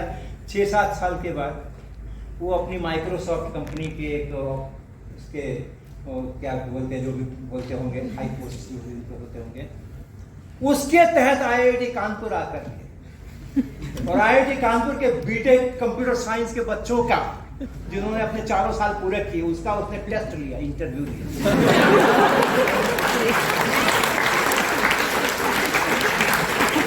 और सिलेक्शन किया कि हाँ ये तो ठीक है, चलो मेरी कंपनी में ये मेरे लायक। हाँ, अपने में कॉन्फिडेंस रखो। हाँ ऐसे Okay, we'll take 2 questions. Yeah, go. Sir आपने जो बोला कि टाटा मैकने ने आपका रिव्यू करके बोला कि वो मार्केट में सही है, इस आवाज जो बोला इसका इंफॉर्मेशन आपने, हाँ है ना, वो तो पूरा 45 मिनट तक हमारी उनकी बहुत अच्छी बातचीत हुई है, और 45 मिनट तक उन्होंने मुझे समझाने की कोशिश की है, और मैं नासमझ बच्चा नहीं समझा। पहला था उनका कि आपकी किताब के कवर पे या इनर कवर पे कहीं ये नहीं लिखा है कि it is meant for home. तो मेरी मार्केटिंग टीम इसको लेके कहाँ जाएगी? स्कूल के टीचर के यहाँ जाएगी, कोचिंग के टीचर के यहाँ जाएगी, कॉलेजेस, डिग्री कॉलेजेस में जाएगी, इंजीनियरिंग कॉलेजेस में जाएगी, जो लोग आईएएस का प्रिपरेशन कर, कहाँ जाएगी? मार्केटिंग टीम कहाँ जाएगी? तो सबसे पहला ऑब्जेक्शन तो ये था कि इसका नाम बदलो। ये क्या कॉन्सेप्ट सब फिजिक्स लिख के छोड़ दिया। फिर अंदर में था कि भाई फिजिक्स की अगर किताब है तो जो सवाल आए हैं उसमें आपने जरूर अच्छे अच्छे सवाल लिए होंगे, अच्छे अच्छे एग्जामिनेशन वाले, तो आप वहाँ पे उसको एक्नॉलेज करो कि कौन से साल का, कहाँ किसका है। एक भी नहीं लिखा हुआ है पूरी किताब में कि ये 1992 का सवाल इसका आईआईटी का है या इसका है या नीट का है। नीट तो नहीं था उस समय में, जो भी मेडिकल एग्जाम्स होते होंगे। तो कहाँ से लिए हैं आपने? यूनिवर्सिटी से अगर लिया है तो यूनिवर्सिटी का नाम लिखो आपकी दिल्ली यूनिवर्सिटी में इस साल में। ऐसे ऐसे करके उनके कई सारे पॉइंट थे कि उनकी मार्केटिंग टीम को बोलने के लिए कुछ चाहिए ना। मार्केटिंग टीम इज कंफ्यूज कि हम जाके मार्केट में क्या बोले। तो that was the main problem. आपका जो डिस्कोर्स और डायल आपका नीचे है, मतलब इसका कोई रीजन आपका यानी इसका कारण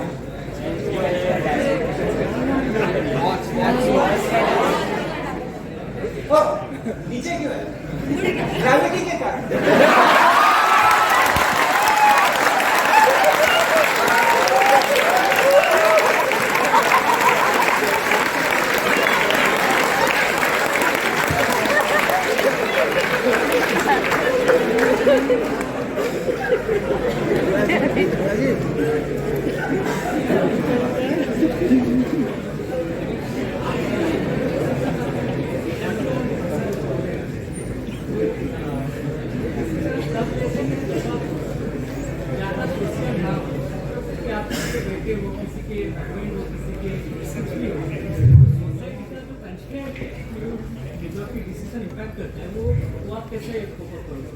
इनका प्रश्न था कि most of us are constant by immediate surrounding society.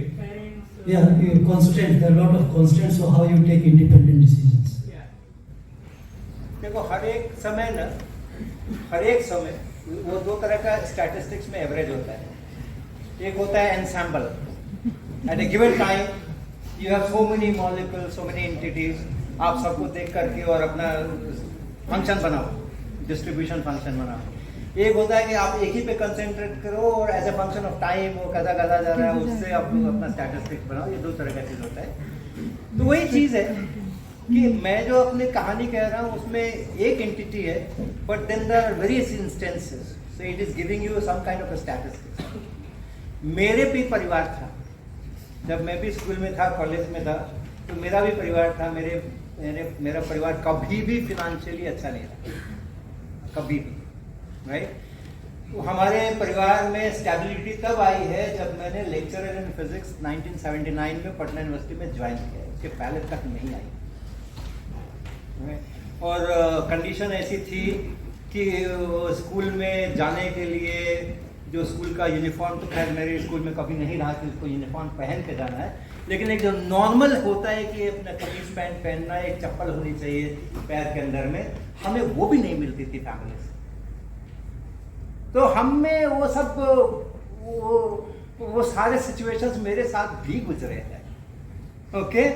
और जिस समय हम पीएचडी करने के लिए यहाँ आए थे, एमएससी करने के लिए यहाँ आए थे, तो सेमेस्टर ब्रेक्स में जब हम घर जाया करते थे तो हमें बाद में बताया जाता था, चोरी छुपे कोई बताता था घर का के जो बच्चे भतीजे वगैरह होते थे हमारे, वो बताते थे कि जब आप 4 दिन के लिए आते हैं तो उसी 4 दिन बाजार से सब्जी खरीद करके आती है, उसके पहले भी नहीं आती है और उसके बाद में भी नहीं आती है।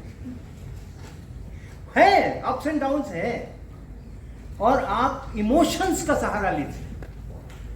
मेरे परिवार ने मेरे इमोशंस को महत्व दिया, मैंने उनका महत्व दिया और हमने मिलजुल करके ये स्ट्रैटेजी बनाई। मेरे को भी अगर फोर्स किया जाता तो शायद हम वैसा ही करते, लेकिन हाँ, मेरी फैमिली ने मुझको फोर्स नहीं किया। ये अनकॉमन था। वो हमें कहते थे कि ऐसे कैसे कर रहे हो, लेकिन वो ठीक है। तो आप ये मान के चलिए कि आपकी जो फैमिली होती है वो आपको बहुत प्यार करती है और आप अपनी फैमिली को बहुत प्यार करते हो। स्ट्रगल्स होते हैं, इकोनॉमिक स्ट्रगल्स होते हैं, दूसरे तरह के सिचुएशंस होते हैं। अब जैसा सिचुएशन हो उसमें आप क्या कर सकते हो, ये आप ही को करना होगा ना, वो तो कोई कॉमन रूल उसका नहीं हो सकता। Now it is case dependent, case to case उसको हल करना पड़ेगा। लेकिन ये ड्राइविंग फोर्स जरूर होना चाहिए उसके अंदर में, ये ड्राइविंग फोर्स जरूर होना चाहिए। पर जब पटना में मैं गया तो कंस्ट्रेंट नहीं थे क्या? पटना में तो मेरे को उस समय में सत्यम जी को मालूम है कि हम लोग के पास लाइब्रेरी में एब्स्ट्रैक्ट बुक आती थी। जर्नल्स तो सारे जर्नल्स नहीं आएंगे ना, कुछ जर्नल्स आएंगे चाहे कोई भी इंस्टीट्यूशन हो, तो एब्स्ट्रैक्ट बुक होती थी, उसमें से हम लोग खोज करके, और जो हमें लगता था एब्स्ट्रैक्ट पढ़ करके कि हाँ ये वाला हमारे काम का हो सकता है, उसके ऑथर को हम लोग चिट्ठियां लिखते थे, पोस्ट कार्ड। ये कानपुर में भी IIT कानपुर में हाँ करते थे, वही कहा हूँ, सारे जर्नल थोड़ी आते हैं लाइब्रेरी में, तो वो लिखते थे, पोस्ट कार्ड भेजते थे। और most of the time authors were kind enough कि वो अपने उसका रीप्रिंट हमें पोस्ट से भेज देते थे और हम उसको पढ़ते थे। मैं जब पटना में गया तो मैंने उनको कहा, प्रिंसिपल को, हमारे हेड ऑफ द डिपार्टमेंट को, कि ठीक है कोई रिसर्च फैसिलिटी नहीं है, कोई बात नहीं है, हम समर में जाके IIT कानपुर की लाइब्रेरी में और एब्स्ट्रैक्ट बुक से और सब लेकर के आ जाएंगे, चिट्ठियां लिखने के पैसे दिला मिले। मुझसे कहा गया कि पोस्ट ऑफिस से मोहर लगवा लेना, जब भी भेजो अंडर सर्टिफिकेट ऑफ पोस्टिंग, और वो 15 रुपए का 20 रुपए का जो भी लेटर हम भेजते थे वो हमें मिल जाता था वापस। अब करीबन 1.5 साल के बाद हमारा उसमें से कथन कराते में एक रिसर्च पेपर तैयार हुआ, तो हमने उसको किसी जगह भेजा। भेजने के लिए हार्ड कॉपी में प्रिंट करना होता है, 1980s की बात कर रहा हूँ मैं, वो अपलोड तो करना नहीं होता था तो, और वो डबल स्पेसिंग में टाइप होना चाहिए, वो सब फॉर्मेट रहता था डबल स्पेसिंग में, ताकि अच्छी तरह पढ़ा जा सके। तो थोड़ा सा मैटर आता था एक पेज के ऊपर, तो हमारा पेपर कुछ 15-16 A4 साइज के पेजेस में प्रिंट हुआ, मतलब छपा, टाइप हुआ। अब 3 कॉपीज मांगी जाती थी, 2 रिव्यूअर्स को भेजना है, 1 ऑफिस को चाहिए, तो 15 × 3 45 पेजेस तो वही हो गए, उसका कवरिंग लेटर ये वो, उतना बड़ा लिफाफा। हमने तो अपना रोज की तरह हमेशा जैसे हम चिट्ठी डालते थे, अंडर सर्टिफिकेट ऑफ पोस्टिंग मोहर लगवाया, भेज दिया, 150 रुपए का बिल आ गया। वो जो प्रिंसिपल के ऑफिस में गया तो ऑडिट ने ऑब्जेक्शन कर दिया, ये कौन सी चिट्ठी है ये कौन सी चिट्ठी है, 150 रुपए की कौन सी चिट्ठी है, क्या गड़बड़ है। फिजिक्स डिपार्टमेंट को इंक्वायरी हो गई, फिजिक्स डिपार्टमेंट के हेड को बुलाया गया, तो उन्होंने बताया कि ऐसे ऐसे वो एक नया लेक्चरर है, उसको रिसर्च करना रहता है, तो वो चिट्ठियां लिखता है उस दिन राज खुल गया। प्रिंसिपल ने बोला कि मुझे ग्रांट यूनिवर्सिटी से मिलती है, वो रिसर्च के लिए नहीं मिलती है, हम ये चिट्ठियां लिखने के लिए पैसे नहीं देंगे। मेरा 15 रुपए वाला भी बंद हो गया तो जैसी परिस्थिति होती है ना, उसके अनुसार उसमें से हम अपना प्लान करेंगे, बेस्ट उसमें से निकालेंगे और आगे तक उसको लेकर के जाएंगे। ये अपना कल्चर होना चाहिए, हम हार नहीं मानेंगे।